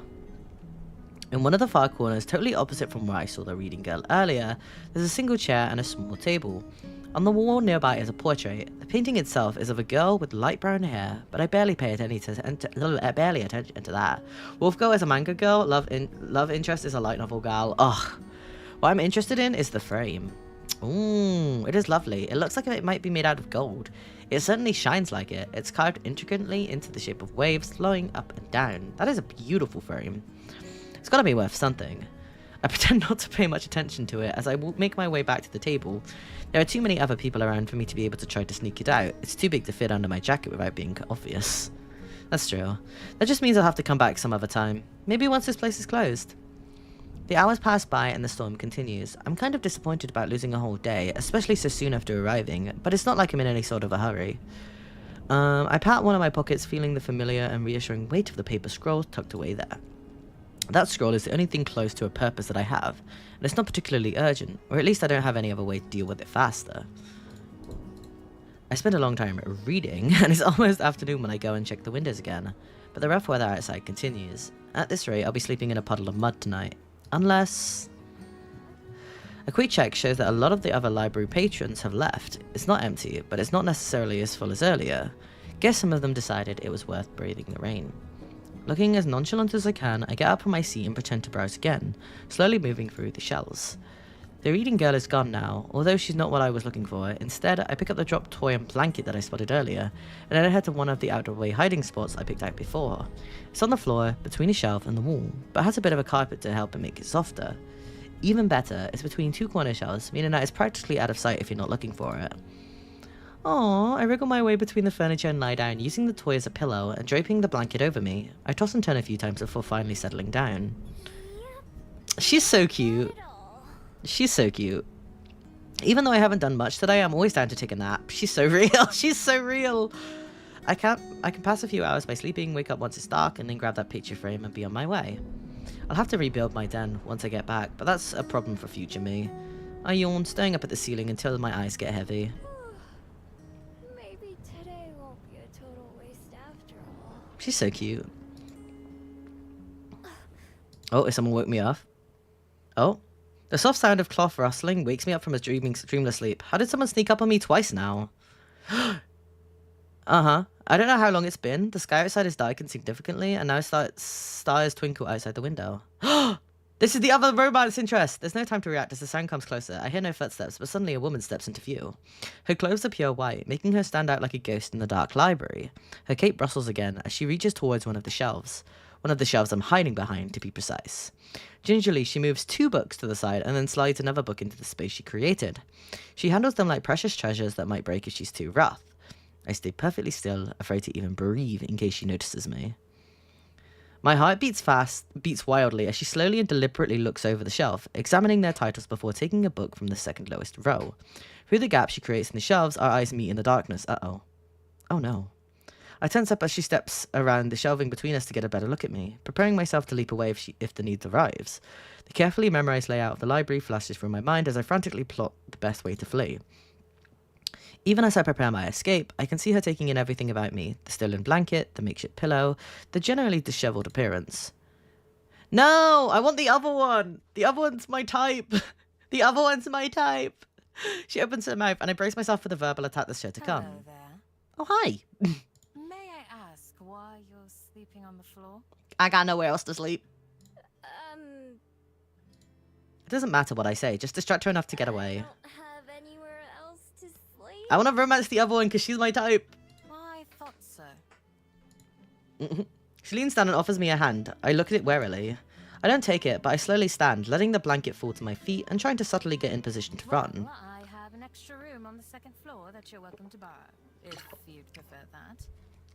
So, more than welcome to remain here, on the ground. I apologize for waking you. Lynn, are you here? Lynn is still not here. Lynn is being summoned by Mother. Mother Siren has called. With a smile, the oddly calming woman steps away and busies herself organizing another row of books. She probably expects me to let my guard down and take her offer. I'm just a stranger, someone who broke into her library. There's no reason for her to treat me kindly. My years of experience, and there are plenty of those, tell me it's a trap. Thanks, but no thanks. I'll just be going out. But I feel like this one is Lynn's type. Sorry to bother you like this. Oh. I hurry past her, shoulders tense as I expect her to grab me or try to stop me. She doesn't though. The one time I glance back, she's watching me with a strange expression that I don't recognize. She looks so sad! When I get outside and away from the library, I breathe a sigh of relief. Whew, that was close. She wants me. I'm not falling for that one again. Aww. The last time I let someone feel sorry for me and accepted a place to stay, I woke up to them trying to empty my wallet. No! I may be a thief, but at least I do it honestly. Okay, queen. I'm sorry. I'm sorry. I want the other one. I wouldn't try to trick someone like that. That wasn't the first time someone tried to fool me and take advantage of me either. Still, it's a shame to lose such a nice hiding place. Aw. Maybe I'll give it a couple days for that woman to forget about me. Yeah, she has this thing where the next day people forget about her for some reason. It's to do with the magic, I guess. She wasn't lying about there being an empty room on the second floor. Then maybe I could sneak into there.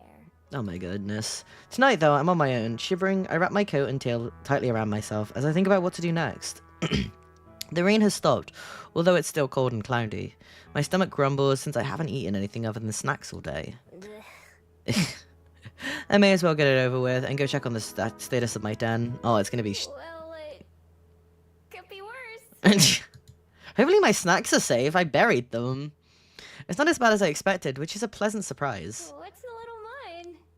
It'll be just fine. Oh my goodness.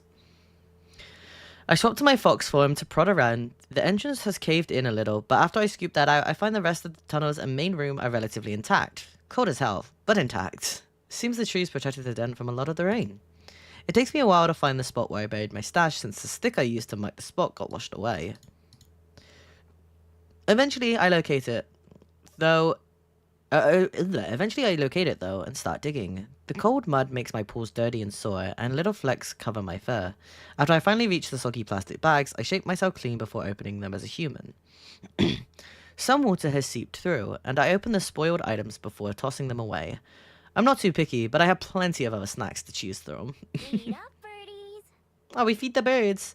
A few of them sweep down to inspect the offering. I scarf down a quick meal of cookies and unwarmed soup, along with some cold water from the stream. At least that water is satisfying. It's okay. Then, even though I just woke up from a nap not too long ago, I shift back into my fox form to crawl into my den and curl up. She's so me-coded. Lynn, are you back? What? Oh, we were talking about, we saw a woman. Women. We saw a woman, and Mega wanted me to ask if she was your type. What she look like? We'll likely see her in a minute. A small scroll that I can't read, and the memory of the person who had given it to me. They were so kind to me that, stranger in the forest, they wished me well even though I was just an ordinary fox. Somehow, that didn't seem to matter to them. I never even knew their name, just their face and their voice. But I know that I'll recognize them when I see them again. It's just a matter of finding them. So since then, I've been looking, and surviving. Looking for them is what keeps me going, and it's enough to... Oh, we also saw the one I want to romance. Which one's the one you wanted? I don't think she's blonde. I think she's like brunette. Like, light brunette with glasses and green eyes. Imagine a blonde. I don't think she's blonde. I think she's like... Standing outside my den in human form, I take a stock of how things stand. The sun's thankfully out in the morning, but everything remains damp from the ground to the muddy air itself. The chill on the breeze is the worst, making me shiver every time it hits me. The Bell House was pleasant when I visited a couple of days ago, so I decided to head down towards the main street and get a coffee there while working on my next moves. Leo has a thing for fuck! Leo has a thing for sophisticated silent girls. Yes. Yes. With that, I finally head inside, only to stop in my tracks as the door shuts behind me. My queen! Okay, here's the one I want. I didn't know she was a barista. Standing behind the counter is the same girl who I saw reading in the library yesterday. Talking with a customer, she takes their order. The gentle aura about her is unmistakable. The person in front of me finishes their order, and I step up to the counter. Hi. Good morning. Welcome to the Bell House. Hi, what's up? Hey, what's I'm Leo. What can I do for you today? This is why I don't get women IRL. Oh, hi. I'll have... A vanilla latte? No, that's boring. what do you recommend? Done. My girl insecure after the barista yesterday. I'm glad you asked. Ooh, give me a recommendation, I was cutie. thinking that you look like the sort of person who would enjoy one of our fairy kiss chillers. You get it now? You get it? Hey, dap me up, dap me up. Dap me up, Mega. Dap me up. Oh, what is a fairy kiss chiller? It's one of our signature drinks with a vanilla gelato. Ooh, base that and sounds chocolate heavenly. chips swirl. It's a signature drink with a vanilla gelato base and a mint chocolate chip swirl. Mmm. Toothpaste. Ooh, I was planning to get something warm, but that does sound pretty good. Okay. Give me one of those then. I think I only have like $10. Perfect. And could I get your name, please? Miho. It's Miho. Yeah. She scribbles something onto the cup and finishes it with a big flourish. I'll have that right out for you. Hi, can I also have, I don't know. I assume so, because it's like, you have to choose between the two characters, so I'd assume it has choices. You know? Because otherwise, how are we meant to choose between the romance options? It would make no sense. Let me riz them up. I have that stupid riz. I pay and then go take the same seat as before, next to one of the windows. It's pretty empty in here again, so I can sit wherever I want. Before the barista starts making my drink, I spot her writing something else down in a little notebook. She glances my way once or twice while she does, but I pretend not to notice. Oh, she wants me, Lynn! Let's get into it. I wonder what it is. The barista the other day didn't write anything down. Yeah, that barista did want you. Other barista did not want me. Anyway, I've got more important things on my mind. I'm all over the plan which formed as I walk here, becoming increasingly happy with it tonight. I've already decided I'm going to sneak back into that library. That's when we're going to meet the one that Mega thinks you'd be interested in. Oh? Between that picture frame and some of the other trinkets I saw, I should be able to pilfer enough to fund my next few days in Wellington. Finding somewhere to sell it should be the easy part. I've got a dozen excuses that I can recite about where the items came from. Dead grandma, spring cleaning, new renovations. Sometimes I try extra hard and pretend that the things I'm selling are really special to me and earn a bit more cash that way. Sometimes I just take whatever they give me. After years of watching other humans do it and trying it out myself, I've gotten good at pawning items off. Couldn't be Lynn when we're playing Schedule 1. Oh, she's so pretty! Lynn, I'm sorry, Lynn. Leo is taken by the glasses girl. You lost your chance. Lynn doesn't want this one. I feel like Lynn would want the other one. Look how pretty she is, Lynn! Lynn, look how pretty she is. I'm looking. I'm going back and forth between your thing and Overwatch. Oh my gosh. I find myself idly watching the barista make my drink. While I do, I practice a disarming smile. All of her movements are quick and practiced, but she has that same faraway look in her eyes that I noticed yesterday. She's looking at me! She's blushing! She wants my zippy. She looks up and our eyes meet. I don't look away, and she turns pink before ducking away behind a machine, out of sight. She wants me. Weird girl. I turn my head around to look around the cafe, and a butterfly outside catches my attention, so I watch that instead. A pretty woman's right there blushing at you, and you're just like, butterfly! She's so smart. Butterfly. OMG, the shark girl is gonna die from cuteness. That's why I barely play games like this, because I just get, like, stupidly overwhelmed by cute girls. It flutters back and forth, landing on a flower and resting its wings. Yes, ma'am. Yes, ma'am. Yes, ma'am. Hi. That's me. Hi. Oh, my coffee's ready. I quickly get up and skip over to the counter. See, no baristas in my city look like this. If they did, I'd go to coffee shops more. Of course. But then several things happen at once. Oh no, she's... That drink does look good, but it's going to hit me in the face. That drink's going to hit me in the face. One of the little tassels on the pocket of her apron catches on one of the drawers behind the counter, and she jerks to stop, eyes wide with a surprise. Oh. And my drink tumbles out of her hand, landing on the counter with a wet gloop sound as the ice cream splats against it, sending mint green River's coffee everywhere. A few seconds pass where we just look at each other, neither of us quite sure what to do, and then she takes a deep breath. I'm so sorry. I'll make you a replacement right away. Just give me. It's okay, honey, it's okay. It's okay. Her words spill out faster than the beverage, making it hard to even understand what she's saying. Her face is bright red as she spins back around and grabs another empty cup. Then she stops, hands hovering awkwardly. Wait, I should clean this up before it dries and starts to go bad. Oh darn, the art is so... I do really like this art style. I think it's so pretty. She hurries back to the mess, wiping it out with some napkins. I can't read. She mops up as much of it as she can with one hand, then leaves the soggy paper on the counter while she starts to remake my drink. I'm really sorry. This is such an embarrassment. It's alright. I don't even know if she's talking to me or to herself. Yeah, I don't know either. I freeze up for a second, looking for an appropriate response to an apology. I'm not used to people apologizing to... She's so real. Oh, it's fine. I'm not in a hurry. Aww. Instead, I just sit back down at one of the tables and watch. She makes the drink twice as fast and then carries it very slowly to the counter, setting it down in a clean spot. This time, she takes a deep breath before speaking, like she's afraid she's going to mess that up too. Oh, baby girl. It's okay. All right.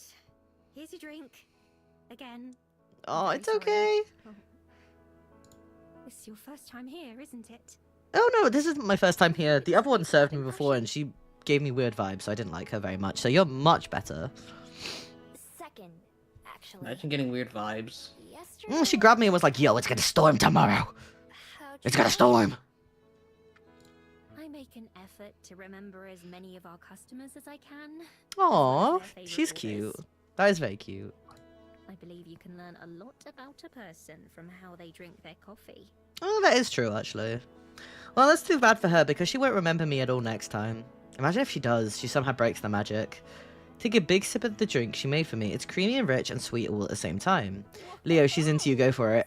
I don't know how to do that. I don't make the first move. I don't know what to do. I don't know what I'm doing. Ah. I don't know. I do it by accident.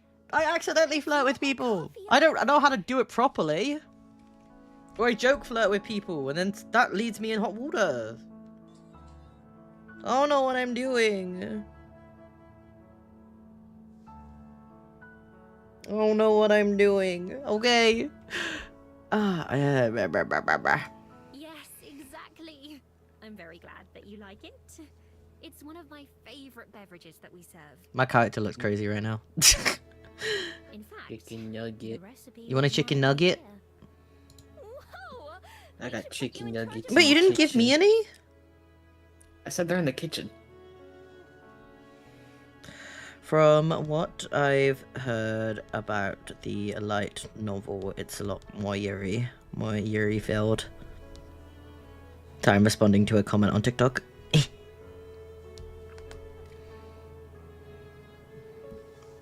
Thanks, Queen. Yeah, you're talented at drink making. She smiles again. Seems like she's gotten over the crisis of the spilled drink already. Thank you. I'll make you another one of my favorites next time, if you'd like. Yes, of course. Yeah, of course. Totally. Of course.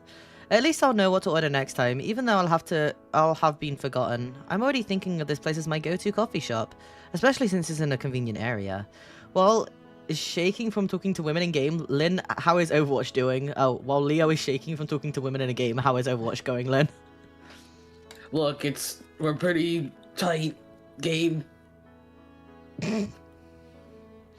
With tasty Yes. drink. Are you winning, son? I don't know. It's 50-50 right now. I don't know. What? It's game map point, whatever you call it. I Match don't know, Lynn. I feel like you're not winning. point. I didn't have any deaths the first round. Ooh, one of my mangas just dispatched. Woohoo! Yahoo! Dispatch. I'm gonna hit you. With tasty drinks and cute baristas, I don't have a reason to go anywhere else. She's so real. A knocking sound from the employee area gets both of our attention. Can you set another batch of croissants? Croissant. Oh, sure. I'll be right Croissant. Croissant? She calls back over her shoulder and then looks back at me there. briefly. Have a nice day, Miho.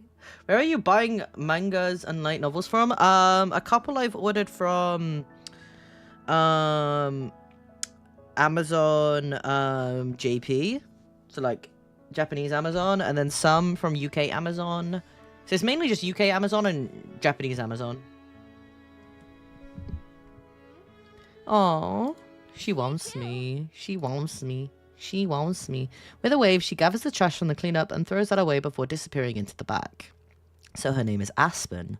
That's a pretty name. I'll have to try and remember that. Getting up from my seat, I decide to head back outside for some fresh air. Sipping with my fairy-kissed chiller as I go, I head out the door and onto the increasingly busy main street. I already know my plans for tonight, but I've still got some time to kill then. But what should I do? I get to choose? Oh, okay. Wait, who is over there? Someone's at Mount Victoria. I'm assuming Cuba Street. No one's on Cuba Street. Wait, will she forget you tomorrow? No, please don't make me sad. Apparently, her, she can... Oh, Lynn, if I go to Oriental Bay, I can go meet your woman. I don't know who's in Mount Oriental. Victoria, though. I'm gonna go to Mount Victoria. I want to see who's there. I have plenty of time to kill, and also plenty of restless energy. I decide to go for a walk up Mount Victoria, just to give myself something to do. I take the long way up this time, instead of taking a bunch of shortcuts like usual. It winds through the neighborhoods and then back out again, with only the occasional car passing by on the street. Compared to some of the other cities I've been in lately, the air here is a lot cleaner, and the smell of nature shines through. It can't compare to being out in the wild for real, of course, but it's nice to not be choking on exhaust fumes everywhere I go. The houses are weird though. Many of them sit up on tall legs, like giant bugs with windows for eyes. More people seem to be coming down to the mountain than going up it. Lots of them zip past on bikes or skateboards, while others are jogging or just walking. This path is longer than Yeah, for some reason, according to her, her magic makes it so that people will forget her the next day. I'm hoping that's not the... Ew, it's a man! Why is there a man in my Yuri? About halfway up or so, there's a wooden bench just off the sidewalk. It's occupied by a man with dark hair and big sunglasses. As I'm about to pass by, he waves. Well, hello, miss. Nice evening for a walk, eh? Please get away from me, dear man. Huh? Is he talking to me? He must be, because there's no one else nearby. Chatting's usually not my thing, but for the moment, I appreciate the distraction. It sure is. I'm glad the rain's gone. Why is there a man? Oh, for now, yeah. It's never gone for long, though, is it? Your hat confuses me, sir. Your hat confuses me. That's so. I'm new here. I didn't even think it would rain. Men and Yuri, dispatch him! So sunny the day Mods! before. Castrate him! Len, you're my mod. Castrate him! You've gotta watch out for them Aw, around man. here. Castration Mother time. Nature's real fickle these I'll go get the days. scissors. One minute you're on the pier, enjoying the sunshine. I don't like him. Next first- minute, I'm gonna whoosh. make chicken nuggets. Well, get me some. Chicken nuggets. He makes a whoosh sound with his breath and a wavy motion with his hand. Storm clouds, as far as the eye Foxgirl can just see. received a 3 meal. That's Mmm. just well Food. You live with the sunshine and the clouds. Is he gonna give me Where are food? you from then? Guessing you're not a Kiwi. No, ma'am. No, sir. I'm a fox, not a bird. That's not what he meant. The man laughs, a deep belly laugh like usual. I'm not sure what I said that was funny. Not like that. Although those little guys are cute. A Kiwi is a word for us New Zealanders in general. Yeah. So it's a bird, a fruit, and people. Yes. You've got it. All three are delightful. Heck yeah. Anyway, welcome Siren, to seduce him and drown him. I hope you're enjoying The siren is busy with her chicken nuggies. So here I am. I made my den here on the mountain. I've gotten coffee a few times, and I went to the library. I conveniently leave out my plan for the next time I'm in the library. Yeah, I'm gonna steal. I can't say that's the usual tourist experience, but I'm happy to hear that it's Why is he asking me so many questions? staying long. I don't trust this man. Probably. I decided to come live here, but I'm still getting to know the place. I don't know. So, maybe I'll change my mind. I have no idea. A true I don't trust this man. eh? I don't trust this man. I felt the same way when I first got here, long time ago. Oh, you're not a Kiwi. Settled down for life, but here I am now. Lived more years here than everywhere else. I don't like his hat. It's confusing me. It can't be that long. Mm. You don't look very old for a human. Yeah. No? Well, that's my ego boost for the day. You don't look very old for a fox either. I don't trust this man. You've got a good head start on me. I don't trust this man. That's true. I don't really keep track or think about it, though. Yeah, I can Can't imagine. blame you there. I think 100 years, give or take a little on either side, is enough for me. He has a point. Only halfway there, so I've got Oh, he's plenty more 50. to look You look decent for 50. He stands up, but has to do it slowly. Oh, yeah. Okay, he's 50. You don't have any grey hairs. Honestly, respect. Like, I have grey hairs. And human-wise, I'm 28. Thank you for the chat, miss. I better get back to the water now and make sure young Min hasn't fallen. He has an unnerving aura around him. Yeah, I know. Real pleasure talking with you, though. Yeah, he's giving me weird vibes. He probably shouldn't, but I feel like he's... Thanks. It was nice talking to you too. And I meant that for once. He waves goodbye as he heads down some steps, and I keep heading upwards. I've never really thought about my age compared to a human's. Humans matter to my lifetime. I wasn't lying when I said I don't know how old I am. It's never been important. Places, relationships, memories, they just tie people down. I want to be everywhere. Wait, Leo, you have grey hair? No, I have like little tiny grey hairs here and there. Like little tiny ones that do remind me how old I am. But that's just, I'm gonna hit you. That's just stress, I think, more than anything. When I reach the top of the mountain, I take a deep breath of the crisp air. Wind blows my hair in every direction, and I can't keep it out of my face. Also, Mega wants you to seduce him and drown him, but I don't think you can do the seduction part, so you can just drown him. Yay! Yeah! A free spirit, that's what the man called me, and I like the sound of it. I can see the smudges of a few people down by the beach and on the pier. Is one of them the man I just met? There's no way to know. From up here, they're just tiny little blips, impossible to tell apart from each other. Once I've had my fill of the view, it's time to get on the way again. I turn my back on the people and start making my way down once more. That means I should be able to go see Lynn's wife. Come on, Lynn, we're gonna go see your wife. Wife? Yes, I'm giving her to you, because I already have my wife in this game. Yay! It's not far from where I am to the beach, so I decided to head down there. Passing through the city streets, I recognized some of this area from my first day here, when I was running from the Skyport guard. Glad that guard chased me in this direction, or I'd have never found the Bell House. That's true. And I'd really been the highlight of Wellington so far. When I get down to the beach, I take a moment to enjoy the salty sea air. From this level, it's impossible to tell where the ocean ends and where the open sky begins. I can see the Skyport from where I am, with a few order ships anchored and in the harbour nearby. Oh, it's a woman! This is not Lynn's wife, but this is a woman. While I'm admiring the view, a worried-looking lady comes up and waves for my attention. Hi, I'm looking for my son. He's about this tall and wearing a red sweater. His name's Tommy. You're kind of pretty. Hi. She looks like a mom. Oh, she is. No, Called it. I haven't seen Mega. anyone like that. Mega knows. I just got here. Okay, thanks. No problem, ma'am. No, something to go. She walks away in a hurry, looking right and left as she goes to ask someone else. Humans sure do have it rough. Since they can't smell or even hear most things, it's a wonder they don't get lost more often, Lynn. What? I amble along the waterfront watching all the people as I go. Like Cuba Street, there's a lot going on. Under a nearby bridge, a group of 3 mermaids are racing. Lynn, it's you! Mermaids? They're racing each other. Close to the bridge are a bunch of people fishing, with a stressed-looking guy running back and forth between them. Next to a boarded-up market stall and some big crates, I notice something weird. What the frick is that? There's a fabled with a big flower on their head that spins like a propeller. They're using it to drift in a small circle above something near the crates. I have to check it out, of course. Nobody else pays any attention. I wander over and take a look. The fabled stops spinning as I approach and gives me a helpless look, but it doesn't say anything. Oh, I'm guessing that's the kid. That is no mermaid. No, that's a fabled, apparently. On the other side of the crates... Huh? Helicopter. I'm gonna helicopter you in a minute. What? Swing you around by your tail. Mine.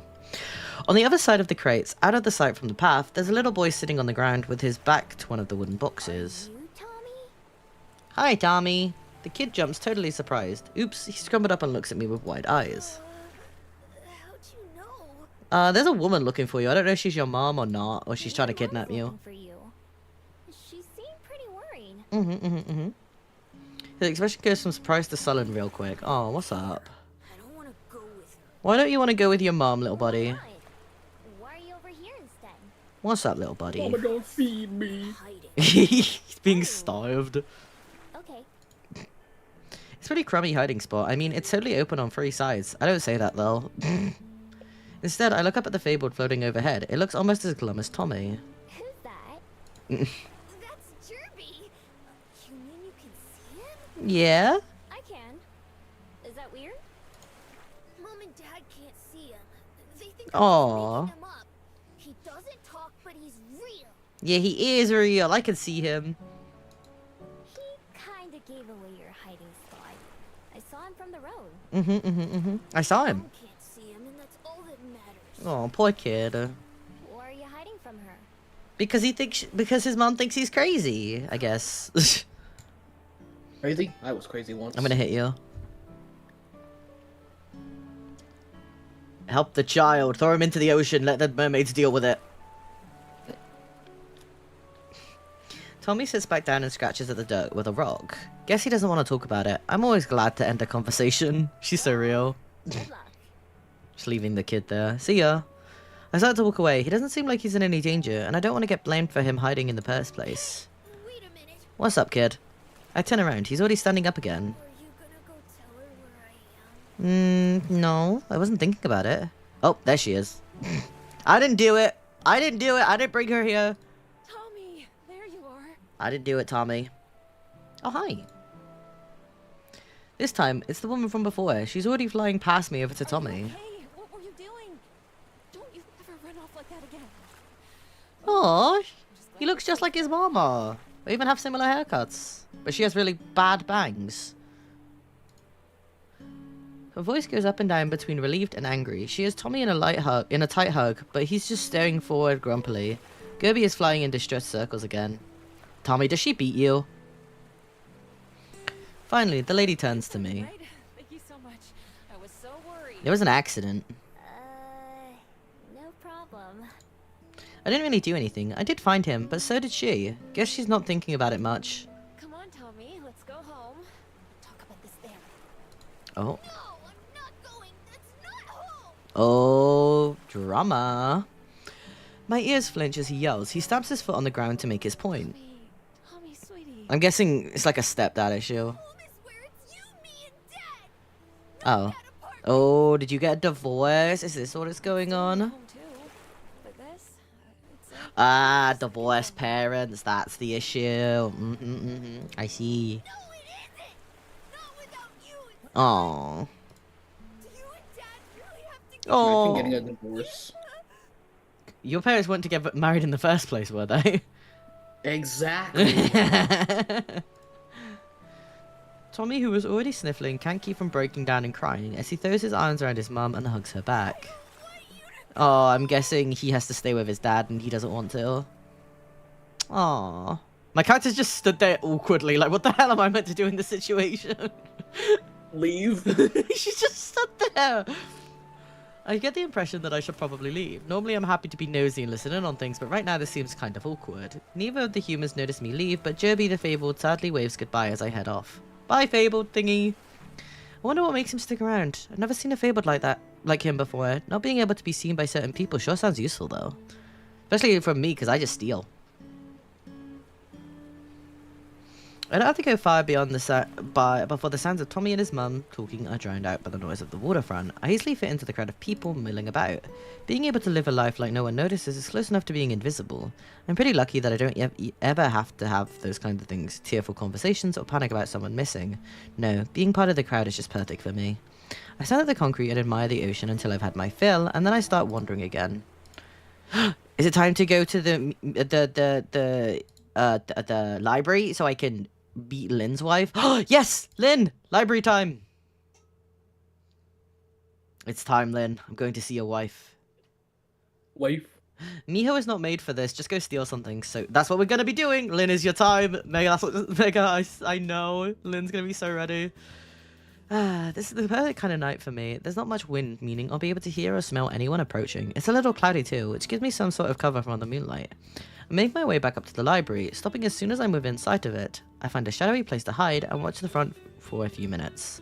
Like I'd hoped, nobody goes in or out. All of the windows are dark too. I slowly creep up towards the entrance, ready to transform and flee if I have to. Nothing happens. No one tries to stop me. I peek into one of the windows. It's dark inside and I can't see anyone at all. Perfect. I move around to the back side of the building and check those windows too. Same thing. It's dark and empty.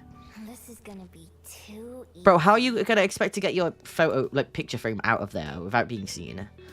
Back at the front door, I pick the lock and slip inside. Oh no, it's time, Lynn. I sneak from room to room, revisiting the items I memorized yesterday. They're not expensive or fancy enough to think of them as treasures.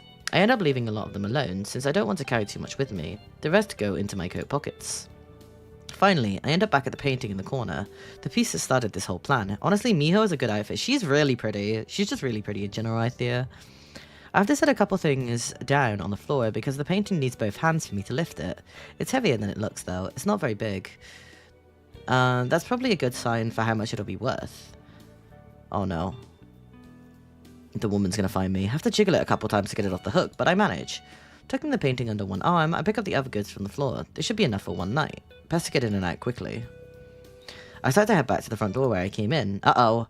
Uh-oh. Lynn, she's coming. She's coming. Uh-oh. My heart starts to race as I immediately prepare to run. There she is! Her eyes are glowing blue with anger. She takes a step forward, not seeming to touch the stairs. Leave that painting alone. No, ma'am. Mine now. Finders keepers. Run! Throwing caution to the wind, I clutch my spoils tight and charge for the door, trying to make myself as small a target as possible. The painting is too big for me to transform and still hold onto it, so I've got to do this on two legs. Please. No! Mine! I stole it first! Just like my arrival here with the guards at the sky point, the thrill of being chased has already taken over. It's exciting and scary at the same time, but either way, it spurs me to move faster. It's my painting, I stole it. Using my shoulder, why do you keep making her sad? Why? This is not my choice! The path I take goes far past Mount Victoria and my den, ending up in a small residential area. I stash the painting under a parked car, and then take my fox form and crawl under a house, upsetting a mean grey cat who was already hiding there.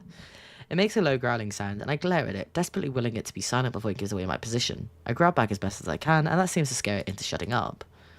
I'm not sure if I was being followed or not, but I don't want to take any chances. After 10 minutes or so, I climb out to pick up my loot and sneak back towards my den. Now that the excitement is worn off, I just can't keep a smile off my face. There's nothing more satisfying than pulling off a heist, even one as easy as this. Other thieves I've heard must have had it rough, having to stake out a place for a long time, trying really hard not to get cool, and making sure not to be seen. I've never done much planning, I just do whatever feels right. My ability to transform makes it pretty hard to catch me, although I have had to leave behind the stuff I was taking once or twice. And honestly, it would get boring if I ever got cool and had to run. My good mood lasts me all the way home and then disappears completely when I see who's waiting for me. Lynn's wife! The woman in white. Lynn, she's here. I think we found Lynn's wife. Huh? Big buff woman? I mean, she's a vampire. She stands just outside my den, looking like she doesn't care at all about the cold or the mud. In fact, her perfect clothes don't seem to get dirty at all. Hi, ma'am. With her back turned to me, she's staring up at the moon, but she faces me as I approach. She has that same calm presence as when I first saw her, but I can see a mournful look in her eyes, which have gone back to brown instead of furious blue. You are treading on dangerous grounds. I only want the human woman. I don't care about the vampire. Lynn can have the vampire. I want the human. American. Sorry. She's just so pretty and stupid and smart at the same time. My heart quickens, almost suffocatingly, as she watches me intently. I know how quickly calm can turn into anger. I should run, but I can't look away. How did you find me here? Before I even got back? A friend of mine told me you might be found here. Ooh.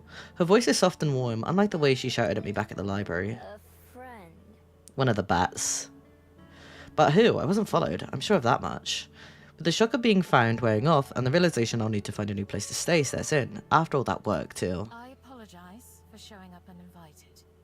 I'm here to ask that you please return that painting to me. I don't wanna! I stole it first! You may keep the frame, if you like. But the painting... Oh yeah, I'll keep the frame. That's all I wanted. I didn't want the painting to begin with. I just wanted the frame. I looked down at the portrait I've been carrying for a while now, but haven't given the picture itself much thought. It's a beautiful painting and clearly very, very old. The girl shown in it is wearing a long, flowing dress, looking down with a small smile. And also... She breathes out slowly, and my eyes narrow. It's the sound people make when they're acting calm, but they're angry. Should you want it, I have an extra room available in my library. Why is she letting me stay at her house? I don't trust you. Mega, ask what your opinion of this woman You may is. stay as long as you wish. Stop eating your chicken nuggets! Does she have chicken nuggets? I don't know, but she's letting me stay in the library in a room. Even though I just stole from her.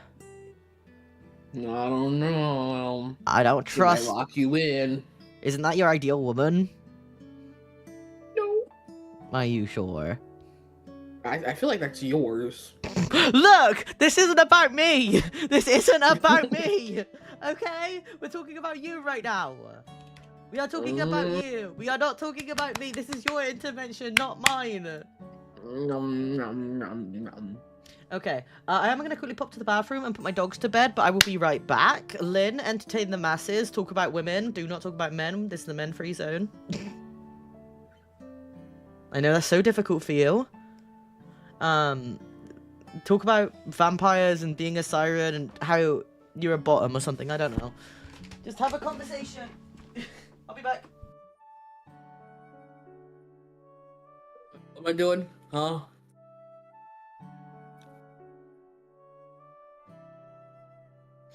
She should have just switched over to Discord and put on my screen sharing. I would have shared my screen and y'all could have watched me play Overwatch.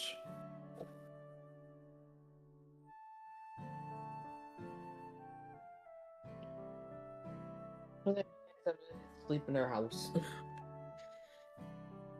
Look, babe, sometimes you don't trust the vampire lady. What if she drinks all your blood and then you're just a prune?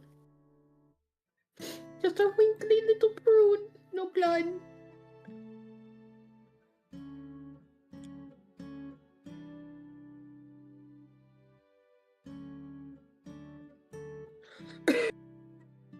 Yum yum. Chicken nugget.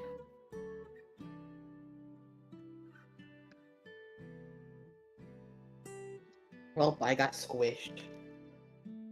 Crazy? That was crazy once. They locked me in a room. A room with vampires. And the vampires turned me into a prune.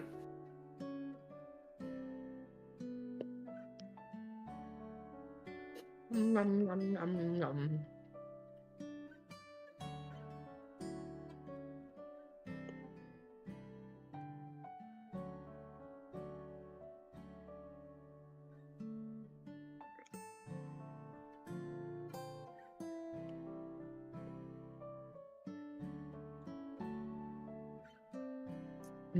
Chicken nugget.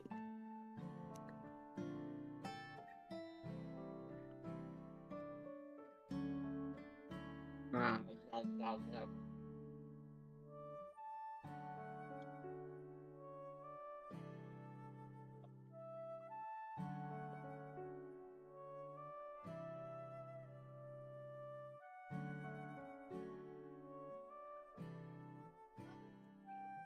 Sneaky, sneaky, sneaky.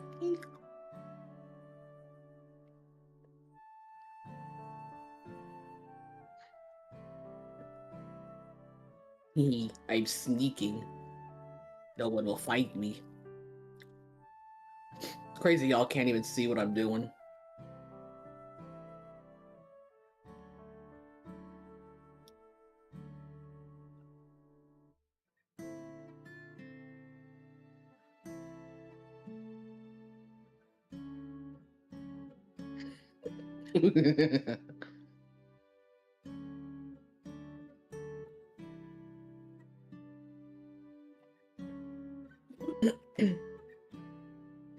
I love being a sneaky little junk rat. Carried the thing the whole way.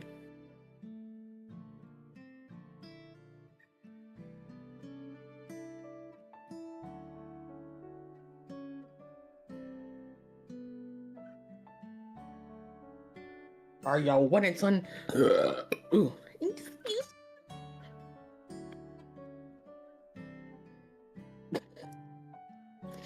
Oh, yeah, we won't know yet. We still got, what, like 6? I don't know how game times work.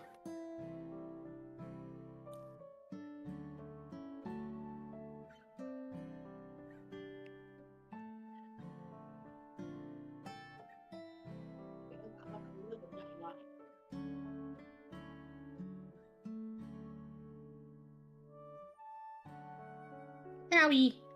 I got shot.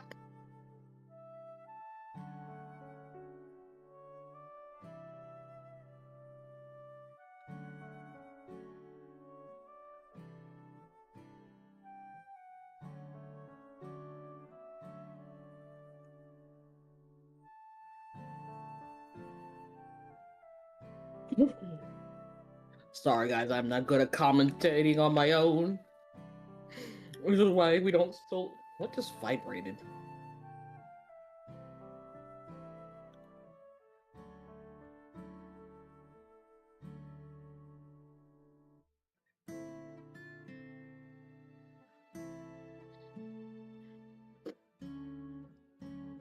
Would y'all believe me if I said we're winning?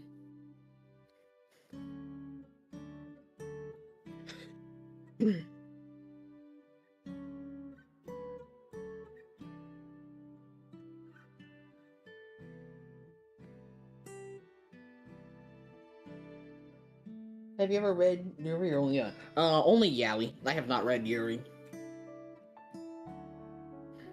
It doesn't have the spice I'm looking for.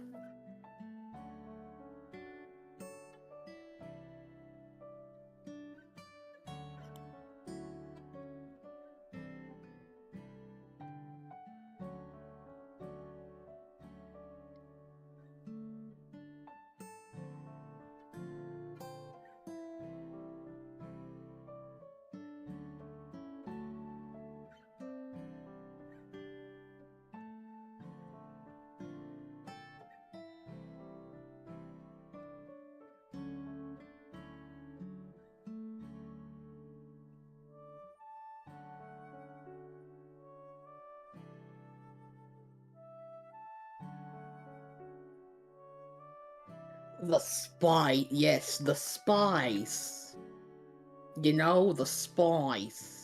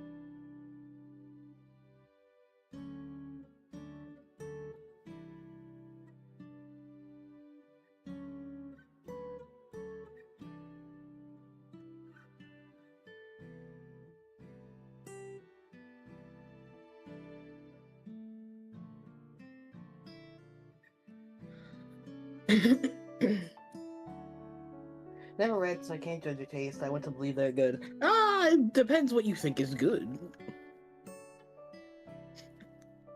Leo would not find them good. Not in the slightest.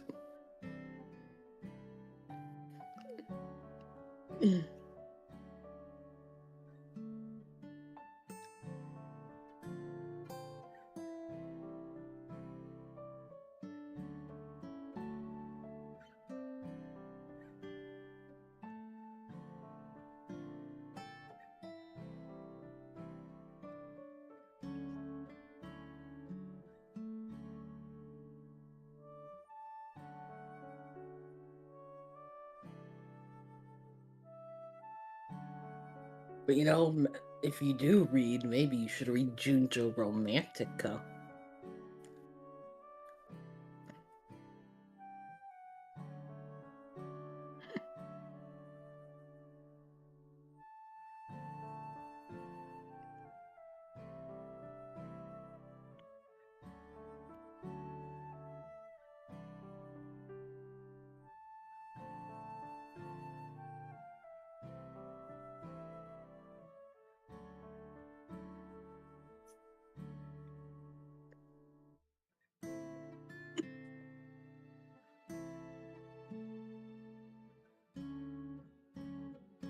Well, that make cringe is boring. I don't know, that depends what makes you cringe.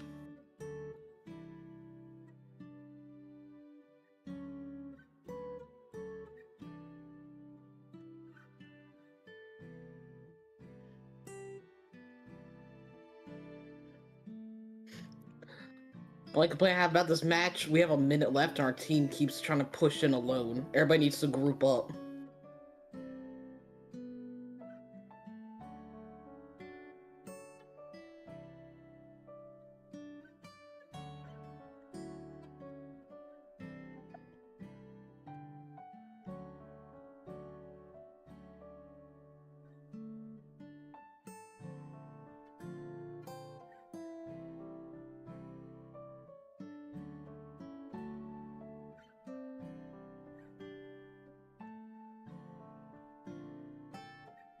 Start cursing in chat. It'll work. What do you mean start cursing in chat? I'm not gonna do that.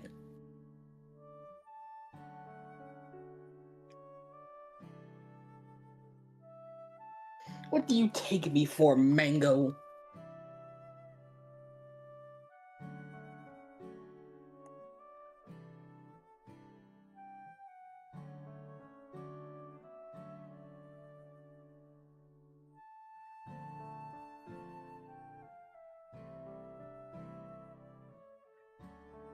Man, we lost.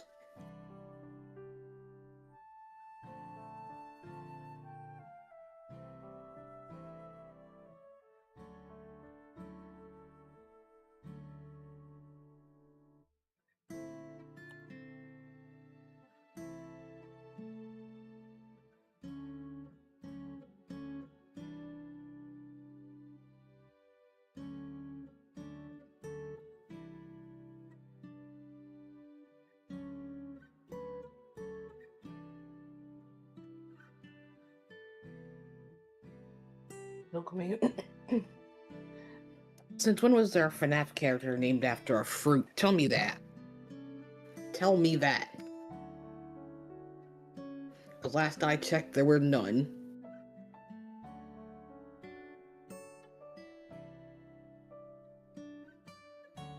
Nom, nom, nom.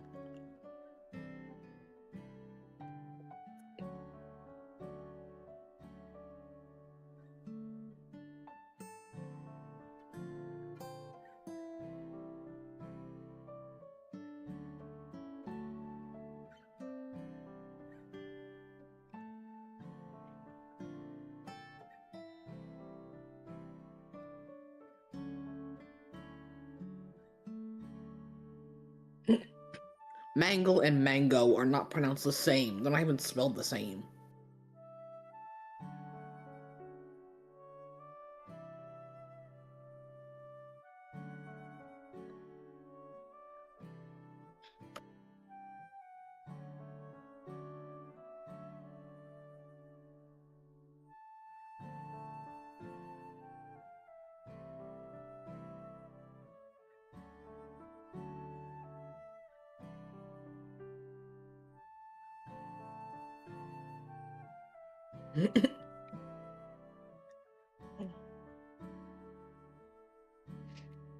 Yeah, and what word is mango and mangle pronounced the same?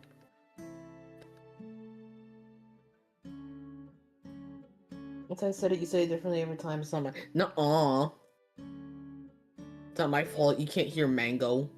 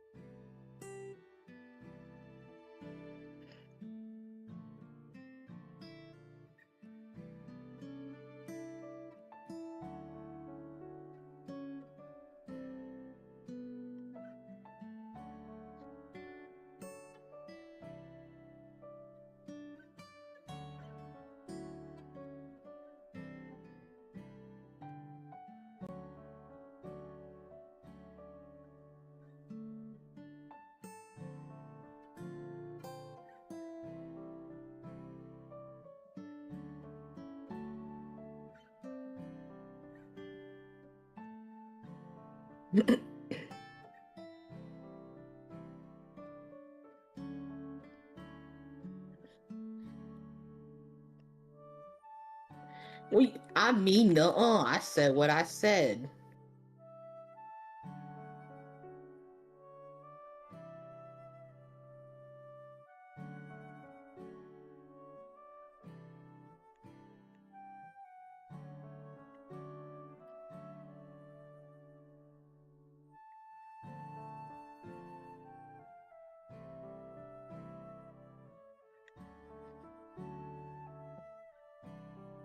Man, our tank just had to push in too far.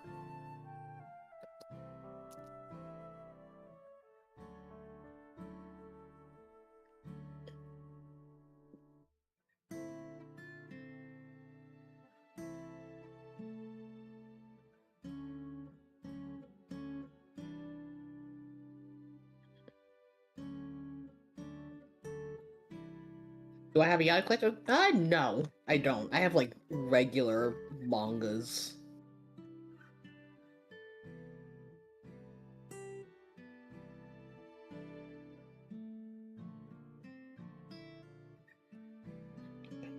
I also just don't have a shelf set up because I have a lot of manga and I don't have a big enough shelf to put it all on.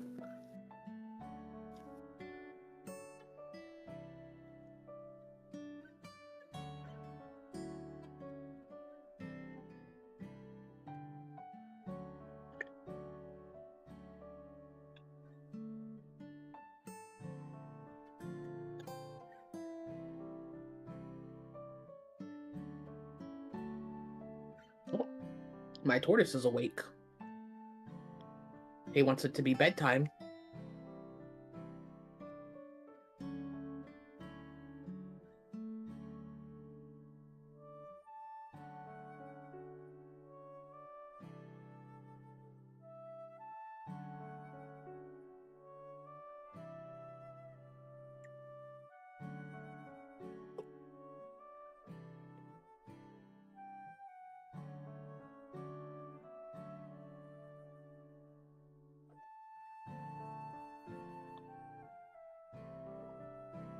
We are the champions, my friend.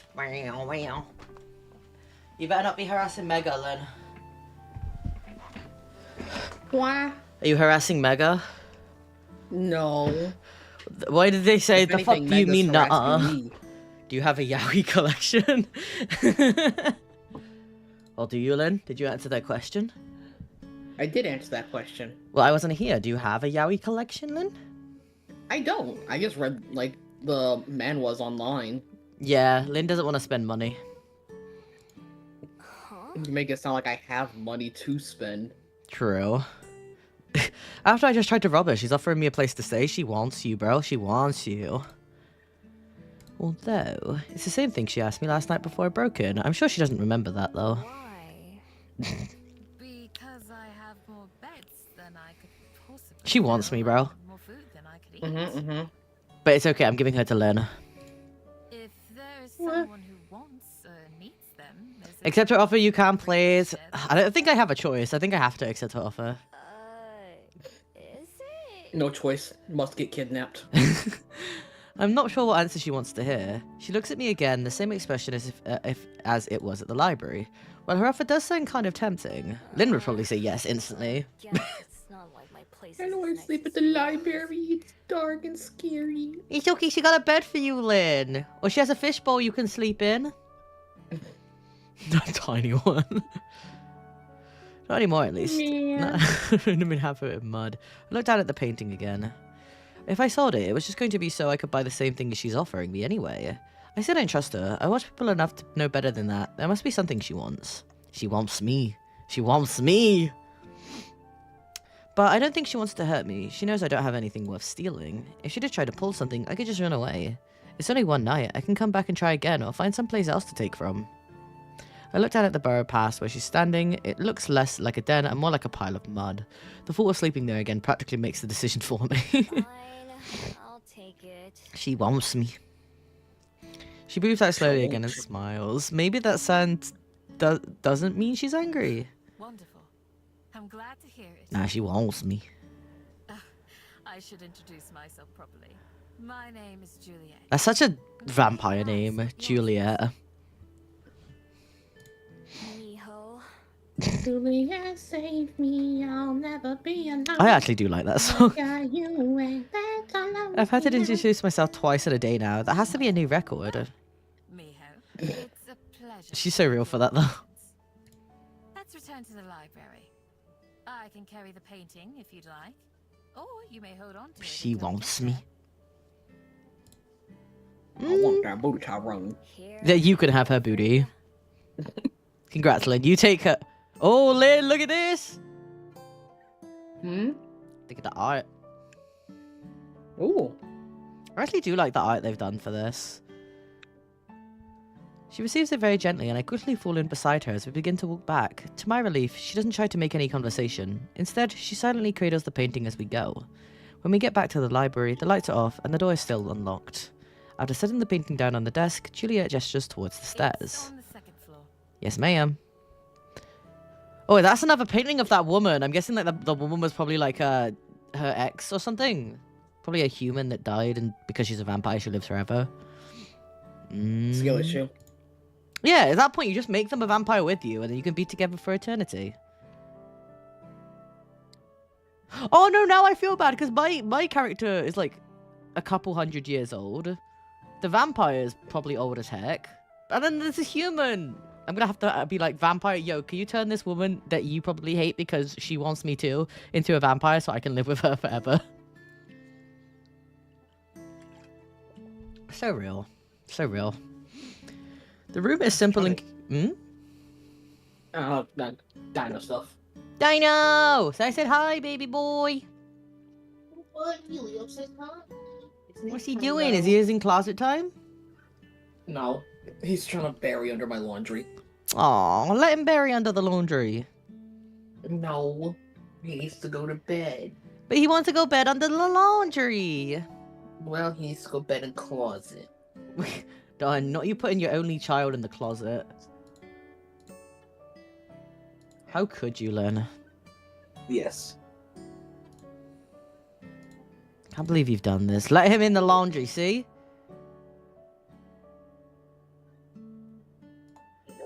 I can't believe you've done this, Lynn.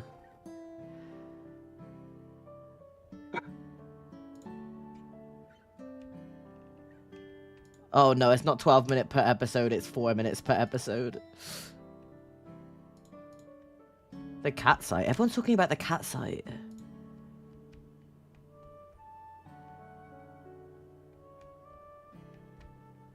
Bro, of course it's fan service. The entire Yuri is literally about a sex android.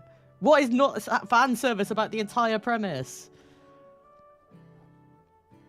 Okay, Mega said let him in the laundry or no vampire tomboy lady. Lynn hasn't got her headset on. I'll reiterate that when she comes back. The room is simple and cozy, with a couple dressers, a table, and a bed. Over the bed, there's a boxy window with a wide sill, big enough to sit on. On the table, there's a cheese sandwich and a few apple slices, plus some sort of cake. There's also a pitcher of water. I hope the food is to your liking. 2 rooms down the hall from here, you'll find... Give me a moment. And you may help yourself to anything in there.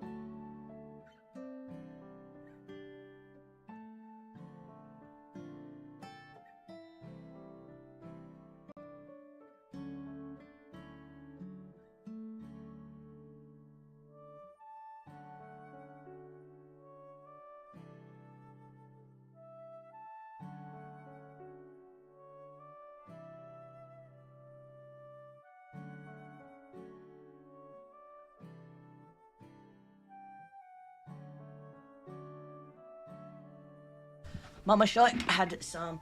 We're talking about, there's a Yuri called, Does It Count If My First Time Is With an Android or something? And the entire manga premise is like, she accidentally buys a sentient sex android while she's absolutely drunk.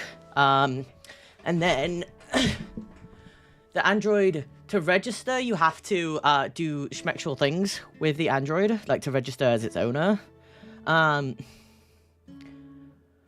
But there's a secret to that, and I don't want to spoil it. I don't know if it's something you want to read or not. But they're making a anime out of it. And people are like, it's so fan service. And I'm just like, yes, I am a fan of, and I have been serviced. Like, honestly, the actual manga is very cute. That there's like she struggles with falling in love with the android because, you know, it's an android. You don't know if it's actually programmed to like you back or so on and so forth. But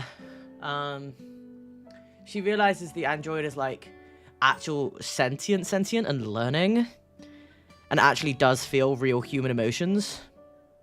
So she's very conflicted because the android obviously has fallen for her, and she's like, is it because it's illegal to have these kind of androids in this universe, and she's very, very conflicted on her feelings because she genuinely does have feelings for this android, and the android has feelings for her, but she's like, is it technically real, is it not? And it's a very good Yuri, but there is a lot of schmexual stuff in it,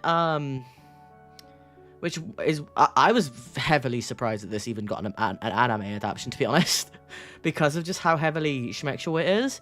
But in all honesty, I feel like it could, because of the conflicting feelings within the actual source material, I think it could work very well. But unfortunately, like, the episode like 4 minutes long, which is really sucky, because they're definitely not gonna implement a lot of the source material into it. But again, a lot of people are very upset just because they're just like, this is just such fan service. But again, it is one of those Yuris that is just a fan service Yuri, you know? It is a fan service based Yuri, and some Yuris are just like that, okay? Some Yuris are just fan service, and that's okay. It's okay for that to be the case, okay? That kiss is so cute. Sorry, that was I'm watching a Watanabe kiss. It's actually very cute. It's very cute. I love Watanabe. I think they've done it really, really well. But I know it's gonna... Aww.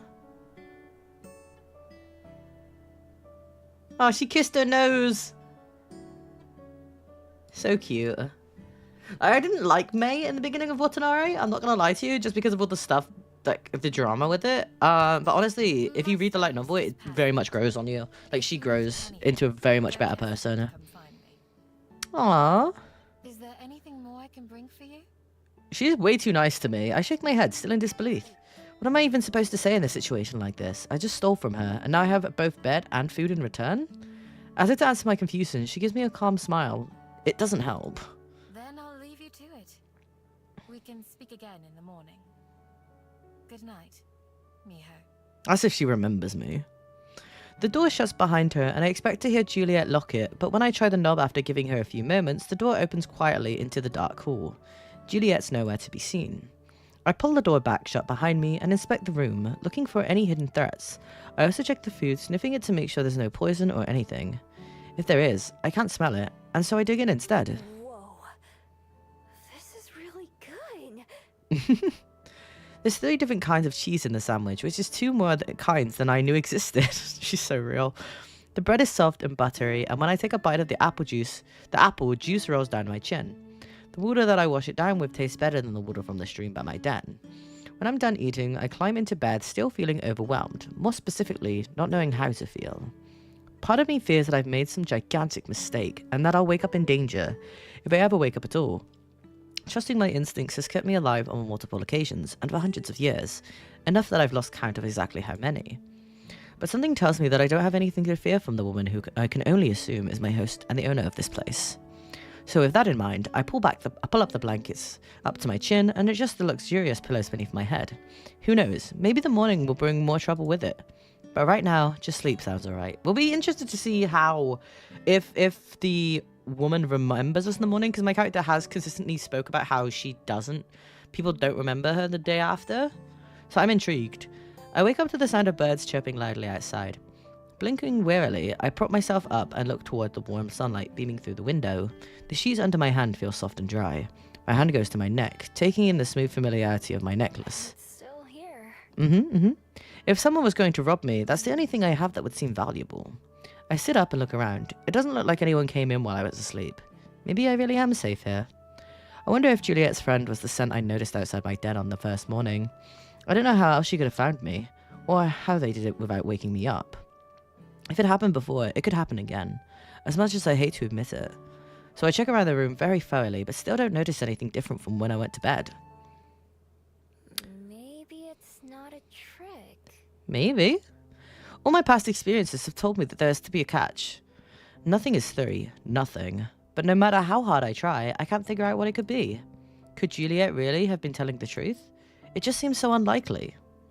It'd be nice if it were true. But if it wasn't, if I let myself believe only to be wrong in the end, then that would hurt even more, wouldn't it? No, better to not even take that risk. After all, I've lived a lot of years this way, and it's not like I hate it. Making my mind up helps me feel better right away too. It just makes more sense. Even if I tried to stay, I don't think I'd ever stop worrying. This way, I'll know for sure that I'm in charge of my own destiny. Now that I know this room is unoccupied, I might be able to sneak back in sometimes when I need a place to stay. It wouldn't be too hard to climb one of the trees and then get into the window from there. I feel a plot twist coming, either that or cute art. Me too. I just want to know if it's true that she will not remember her in the morning. You know? I need to know. Then I head downstairs and out the door without speaking a word to anyone. Oh no, she just left. It's another nice day, the same as when I first arrived in Wellington. Warm sun and blue skies, with just a hint of clouds. For a while, I meander around town, eating the last of my pastries from the convenience store hall for breakfast. Today feels like another restart. I have no den, no supplies, no anything. It's less exciting now than it was when I first arrived. I don't have a destination in mind, but eventually end up at the waterfront. There's an airship over the bay, descending closer towards the skyport. A couple of kids down on the beach wave up at it, seeming excited. The people arriving on that ship all have somewhere that they're planning to go when they get off, huh? Huh. Did she leave without talking to her? Sad. She did. I didn't even get a decision. Like, I didn't even, decide for her to do that. She just doesn't trust anyone. Which, I mean, is understandable. She's been going through so many years on her own. It show why she wouldn't trust people. But at the same time, Juliet did seem like a nice person, just the same as Aspen does, so I'm intrigued. I hope Aspen remembers me. I hope that this, for some reason, again, she was saying how people don't remember her the day after, so I'm hoping that is different with these two, because otherwise it's going to make me so sad if Aspen doesn't remember us. What have I got? Some trash and an old scroll so far? Wellington's given me nothing but questions. That never even bothered me before in any of the other cities I've been to, so why now? I guess that's another question for the pile. I push myself off the railing and head back into town. I go through the motions of scouting for somewhere to rebuild my den, but my heart really isn't in it. Well, yeah, if you're Scott... She's back at the coffee shop! Please, Aspen, please be here and please remember me. After wandering for a while, I end up at the Bell House yet again. It's just a place I go when I have nowhere else to go. There are more customers than usual, though there are 2 people working behind the counter. It only takes a brief glance to notice that one of them is Aspen! Aspen, hi! I wonder if she'll think I'd like a fairy kiss chiller again, or maybe I'll make a different sort of first impression today. The line moves pretty quickly. It helps that Aspen doesn't spill anything this time. When it's my turn to order, I step up to the counter with a fake smile. What can I make for you today? Please remember me, Aspen. I'll have a fairy kiss chiller, please. Certainly. Good choice. Oh. I reach for my wallet to pay, but she stops me. Oh, don't worry about that. Did she remember me? Great! Did she remember me? What does that mean? Huh? It means that you don't have to pay She for remembers it. me! As an apology for yesterday. She remembered me! Leo turns from a fox to a puppy whenever Aspen... Maybe. She remembers me! Oh, even I'm surprised. Yesterday, why does that sound so strange? I nearly miss her talking, my mind having tripped over the word. She reaches for a cup, then the pen already in her hand. And that's for Miho, right? She remembers me! Me blushing IRL right now. It's fine. For Miho. My name? She remembers my name? My heart begins to race wildly, my body reacting just as strongly as my mind. Aspen frowns, clearly noticing that something was off. My head is in too much of a daze to deal with it, though. It is Miho, right? Yes, it is. Hi. She checks the notebook on the counter, brow furrowing deeply as her finger slowly moves down the page and taps on one of the lines. She wrote down my name! That for the first time in my life, for the first time in hundreds of years, somebody remembered my name. It's not supposed to be like this. I'm supposed to be forgotten. Every time, without fail. It's my armor. It's my life. I take a step backwards. I have to run. I have to get out of there. I have to get away. But where to? I've just been running. I don't have anywhere else to run to. No! No! Miho! No, Miho, go back! She calls my name again as I disappear into the street. It's not the first time I've heard that as I fled. No! Miho, go back! Never with such a confused, worried tone. Feeling sick to my stomach. Miho, stop making everyone sad! She's making me sad! Feeling sick to my stomach, I push myself to run even faster. Maybe I should just leave this whole city, get on the next airship out of here, and act like it never happened. I could go somewhere else, back to China or America or anywhere, and start over again. Within days, it'd be like I never even came to Wellington. My life would go back to normal, and eventually I'm sure Aspen and Juliet would forget me, just like they're supposed to. Nothing would be different. Except, that's not quite true. I wouldn't forget what happened here, even if everyone else did. No matter what, I'm sure I won't ever be able to get these past few days out of my mind. When I get to Mount Victoria, I finally start running. Not because this place is special, or because I wanted to come here, but because I don't know where else I can go. I make my way up to the top of the mountain, just like I did on my first day. Miho! Stop it! The view which I admired so much last time doesn't do much for me now. Instead, the city looks cluttered and confused from up here. My chest hurts from running so long. I'm much more used to quick bursts of sprinting to get away from something or someone. I guess that's still what I'm trying to do right now, but I'm not too sure what it is that I'm running from. Whenever something goes wrong, my first instinct is to flee. Aspen remembering me definitely counts as something wrong, but when I stop to think about why, some of the reasons are obvious. Mostly, what if it's not just Aspen? What if everyone can remember me now? Or even worse, what if people who forgot about me a long time ago start to remember me? Both could get me in a lot of trouble. My days as a thief would probably be over. There are some places where I could never even show my face again. The smart thing to do is to leave. I can even see a couple of airships at the skyport right now. I have everything with me, I could just go. There's nothing keeping me here. And yet, I don't move. Queen! Go back and get your wife! I don't even know what it is I'd be running away from. From Aspen? From Wellington? When I think about it, I have to admire that running wouldn't get me anywhere. This worry, these questions, would follow me wherever I go. No matter how far, and no matter how long. So then, what do? Go see Aspen! No, don't worry, it's not. It's probably gonna run for another 30 minutes, because I need my character. Yeah. I apologize if my voice acting isn't great. I'm just trying to read. Imagine reading. Shut the fuck up. You actually. I'm trying to talk to you about something. Hold up. It was something about you. I don't know. It was something about you that I wanted to say to you, but now I've forgotten what it is. I don't remember what it is. Where your clothes at? Yes. No, I'm sending it to you. There was something, I just don't remember what it was. Closing my eyes, I picture the library and Juliet's offer. I picture Aspen, whom I barely know, but who's already changed my life. Oh, Queen. Maybe I should stay and try and find out more. Maybe, just maybe, being remembered might not be all too bad. I clench my fist so tightly and my knuckles turn white. The urge to turn heel and head off to the skyport is so strong it's almost like a magnet pulling me there. I resist it though. Go see Aspen! Oh, she's going to the library. Fuck's sake. I'm not sure what to say when I get there. Explain everything to Juliet and hope she'll let me stay in that room again. I don't even need the room. I could rebuild my den and hide out there. Maybe in a new spot, one that Juliet doesn't know about.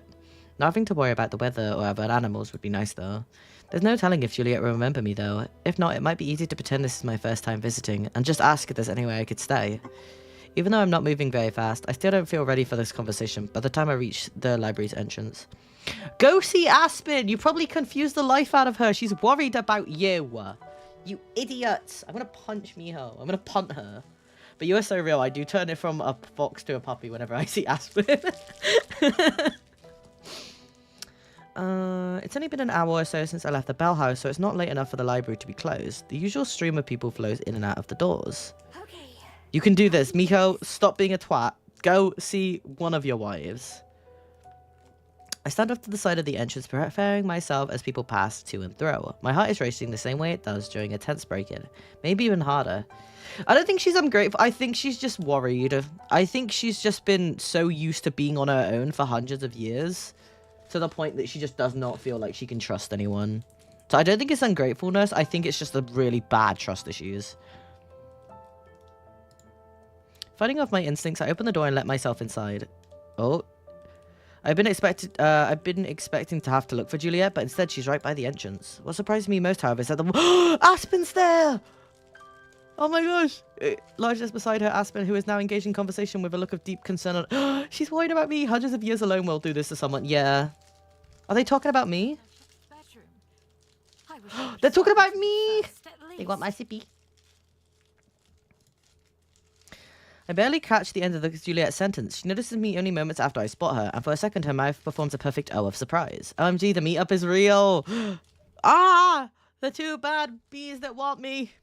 Juliet? What are you... It's me, hi! Aspen turns around to follow Juliet's gaze, her eyes opening wide at the sight of me. Miho! They want me so bad, they want my sippy. My brain goes blank, rehearsed lines flying out of my head. Me too, queen. Me too. Hey there. Hi, queens, what up? I sink over to where they're standing, hand in my pockets, unsure what I should say at first. It's nice to see you again, Miho. I was hoping that... This is starting to feel like Watanabe. It is. I feel bad because I hope I don't have to lead Juliet on or anything. But I feel like both of them are developed crushes on you and you have to just choose one. Because I don't think there is a poly... I didn't read the Steam page and I actually didn't look at any spoilers. I only saw this game because the voice actor I like is in it. So I didn't entirely know what the endings were.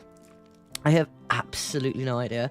But I may actually stream some more Yuri games in the future as well. You know? Her name is Dotavu. She's the one that voices Miho. I really love her voice acting work, so I'm really, really excited to play this game. But there's also a bunch of other like Yuri visual novels that I'm interested in trying out. So it might be something I add to like the weekly schedule. You know, I might add it to the weekly, like put it on the schedule. Yeah, I'm here. Phew, that was pretty sudden. I worked extra hard on that drink for you. You worked extra hard not to spill the drink for me. Thanks, Aspen. Appreciate you, Pookie. Imagine spilling the drink. She did. She spilled it the first day I met her. She spilled the drink. It looked so good too, but she made me another one. Oh, Aspen. Hey, baby girl. Alright, the drink. And I'm home from the hospital. That took... Ali, are you okay? Oh, wait, you work there, don't Ali? you? Do you work at the hospital? Or are you injured? Are you okay? You okay? Do you want me to punch Lynn? Would that make you feel better? Where? She ain't got gills, so I can't threaten to, like, poke the gills or whatever. No, just an injury. Are you okay? Do it. Mega! Mega really wants me to beat you. Done. You got ops in chat, Lynn. That's crazy. Well, I ended up drinking it myself, so I suppose I can't complain. She's tall! I like it when my women are shorter than me, but for Aspen, it's okay. She laughs, and I can't stop myself from blurting out my next words. Oh. You seem different. Like, it was pretty bad, actually. Last night, me and my friend was hit by a drunk driver. We're both fine, just pretty banged up. My car is fucked, though. Are you okay? Bro, go lay in bed right now. I'll hit Lynn to make you feel better. I'm sorry? Like, less polite. Well, I'm not at work anymore, am I? She thinks I'm stupid. I am. It's okay. What am I even saying? What was I planning on saying again? I don't even know what you're planning. For a while, Miho. Hey, get my wife back. Juliet, you are Lynn's wife. Lynn, come pick up your wife. Where? Come pick up your wife. Juliet is standing in front of Aspen. Good. No, you take that one. You take Juliet. I'm literally in bed right now with a broken arm. I'm so pissed. Ali, no. Lynn, you're going to have to do everything for Ali now. You're going to have to wipe for her and everything. But I got no legs. I said wipe. Yeah, you still gotta stand to do that and get to her. No, belly flop. You know how we were talking about that at the beginning? Just flop across the floor. That's so sucky though, Ali. I do hope you get better soon. I do hope you get better soon and recover well. It's okay. We have Yuri here for you, Ali. And I can send you many a picture of Super This Creek. conversation in the dining room. It's a bit more private there. Yeah, of course. Juliet takes charge of the conversation effortlessly, and I accidentally sigh in relief. Yeah, sure.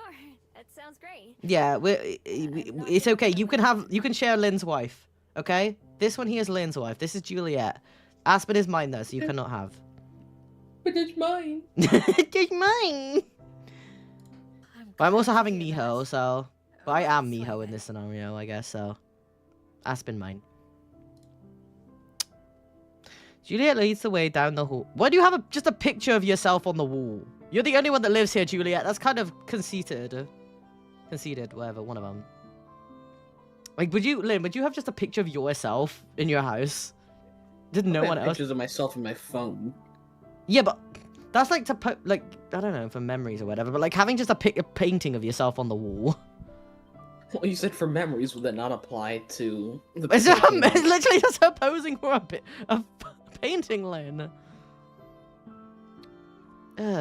We enter a cozy little room with a table and a few chairs, as well as a fridge. The three of us sit down, although I move my chair so I'm not so close to the Would you like others. to do anything to eat or drink, Miho?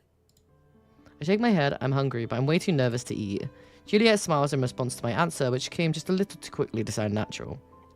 By the way, both she and Aspen are looking at me. I can tell they're expecting me to say something first. Don't expect me to talk first! Juliet is a narcissist confirmed. Contrary to popular belief, Pompey would probably have a large picture of himself on the wall behind his bed. Yeah, he would. He probably does. He just hasn't told anyone. You think he would do that, Lynn? That or a mirror. Yeah, or a mirror. Yeah, I can see that too, actually. None of the words that I planned are coming back to me. What do people even say in a situation like this? The temptation to run away is overwhelming. The door just a few feet behind me. My knuckles whiten as I tightly clench my fists in my lap, pushing myself to resist the urge. I told myself that I'm going to take the chance, even if it's the hardest thing I've ever done. I'm going to be honest with them. Well, I've already tried to steal from one of them, so... Juliet waits patiently, her eyes gazing coolly in my direction, gazing coolly in my direction more than directly at mine. Aspen soon grows restless, however, her expression clouded with concern. sorry. I don't know how to just say Aw, she's so real I've though. only ever copied other people's, so I... Aw. Aspen's expression clears up in some sort of understanding. Aw. Okay, Miho. Take your time. Of course, baby girl. I don't really know how to... This is the one that's voiced by the voice actress I think is awesome. You're doing just fine. Miho's really relatable. She sounds like me. She's so real. You say so. Juliet has better drip than Aspen. She does, but then Aspen is tall, and she looks like the first girl I ever kissed. So she automatically wins for me. I apologize, Juliet. It's okay. Juliet has Lynn, so we're fine. This is why I beat Lynn, by the way. It's not just talking either. I don't know much about anything. Well, anything human. All I really know about is being a fox. And how we foxes Aww. is how to survive. It's okay, Miho. It might be hard to believe, but I'm not a normal fox either. But yeah, I was gonna say you're not a normal fox. You can transform into a woman. Kinda different. I think that is a weird statement. I'm not reading that. Their constant warmth and presence is reassuring. I avoid looking at either Aspen or Juliet's face. What else? Usually, I have to steal to get by. I don't just have to. I like to. I'm good This at it, too. queen. She just likes stealing. She's so real. It's just like I like setting fire to things. And the reason I'm so good at it is because I don't know why it happens, but ever since I got my human form, everyone forgets me. Aww. I don't know. It just He yeah. Of wouldn't course you wouldn't get catch it, me stealing Ali. something. I got it though. After a day or two, I can walk right past her face and Aww. Everyone forgets her, but for some reason these two pretty ladies don't. no one has ever recognized me. Aww. Until Aspen remembered who I was at the Bell House. Aww. I got sandwiches. It was such a shock that I ran away. That's what I always do. Nom, nom, nom, nom. I was I got thinking water. of Wellington forever. And it's not salt water. Just arrived a couple days ago. Salt. You go eat salt. I'm still kind of tempting. But Poor baby. instead, Yeah, I feel so I bad think for her. that- So that's the reason why she doesn't really get attached, because she can, you know? And that's it. Oh, mijo. Just hearing the words coming out of my mouth makes me want to die of embarrassment. It makes me uncomfortable whenever people think about me. She's so real. The best thing that happened to Wellington is this game. Wellington's just beautiful in general, though. And yet, putting everything out there feels surprisingly good. It feels like a weight has come off my shoulders. There's no going back now, and that's a relief in its own way. So you're saying that you've never ever had a family? Or a friend? No, ma'am. Nope, never. And not since I stopped being a regular fox, at least. Oh, baby. Oh. I'm... That would be such an awkward... It would be so awkward to be like, darn, you really do have no friends. Why? Well, because that's... Not to be rude. It's okay, Aspen. You can be rude to me. It's sounds okay. rather lonely to me. You can also be rude to Lynn just for fun. No. Lonely, huh? I've... What I mean thought to that Ali? before. I see. It's getting too real by Aspen. She's so real. I love Aspen. Aspen sits back, still looking concerned. From the way she keeps fidgeting, I get the impression she wants to say more, but is holding back. Juliet swoops in to salvage the situation. You Mhm. have been very brave to stay here. What the fuck did I do? I don't know. I'm personally glad that you decided to come back to the library. I had your room. You're Oh, I welcome accidentally to skipped use that. it for Oopsies. As long as you'd like. Aw. I think that we could become great friends. Yeah, we're gonna become great friends. Me and Juliet are gonna be bros, and then me and Aspen are gonna be hoes. Oh. Friends. Aw, Miho's confused. I drew you pregnant if my iron wasn't broken, you dick. Wait, I don't want to be... I can't have kids anyway. I can't be pregnant. Pregante.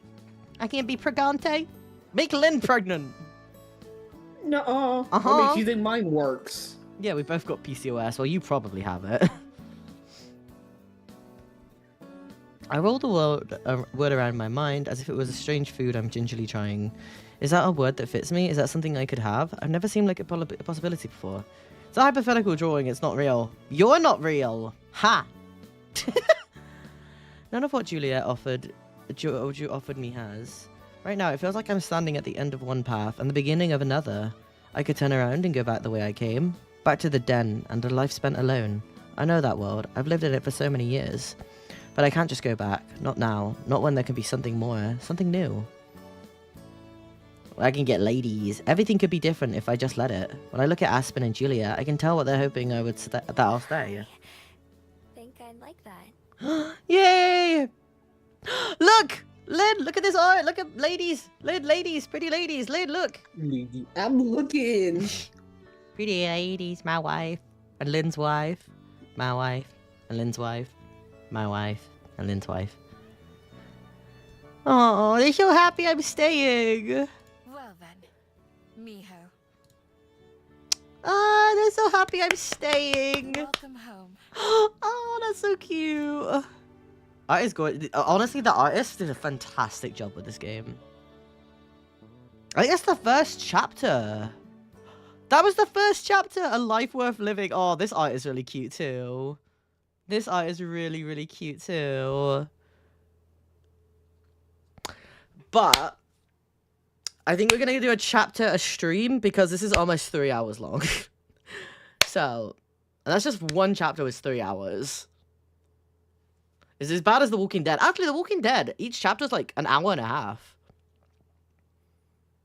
The Walking Dead. I still need to finish Michonne. I'll probably do it later. But that was just the first chapter, so I think I'm gonna have it every week. That on what day is it? Today, Friday? I could call it Yuri Full Friday. And we're just gonna read a light novel every week. I think that'd be really cool. I think that'd be a really fun idea. And add it to the schedule. Because I never know what to do on Fridays anyway. Like Thursdays, it's either Overwatch or Dead by Daylight. Just kind of varying on what I feel. And then... Wait, no, that's Wednesdays. Wednesdays and Thursdays are kind of like that. So it's just Overwatch and Dead by Daylight again, depending on how I feel and if I can drag Lynn along. Why? Wow. And then I think Fridays I'm just gonna do like a Yuri light novel. So of course it's gonna be this one until I finish this one.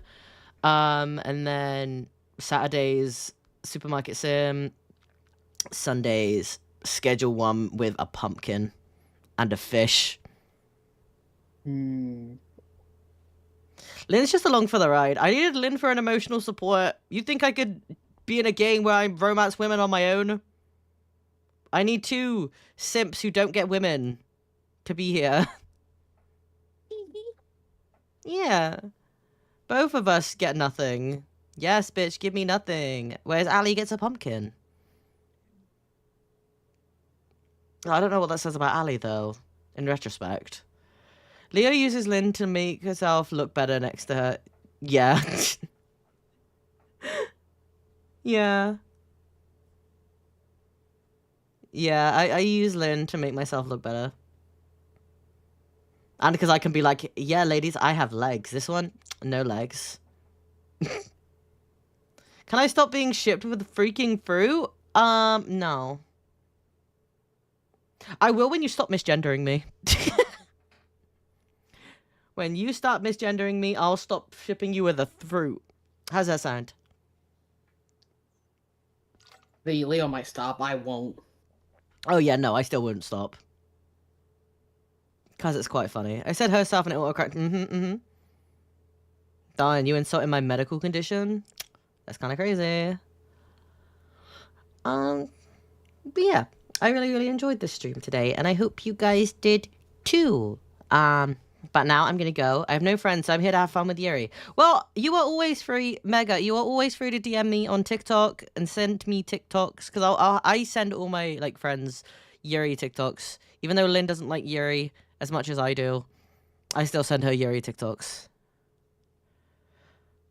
So Mega, I am always down. If you ever want to just like DM me or anything, I'm always around on TikTok. Because I have no IRL friends, so. But yeah, now I'm going to go beat up Lynn off stream. So if my model is covered in blood tomorrow, don't worry, it's not mine.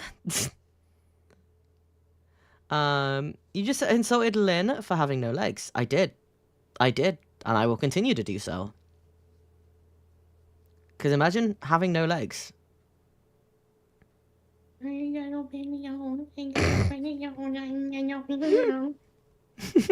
This is why I insult Lynn.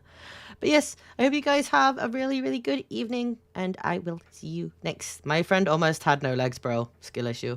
JK. Good night, everyone. See you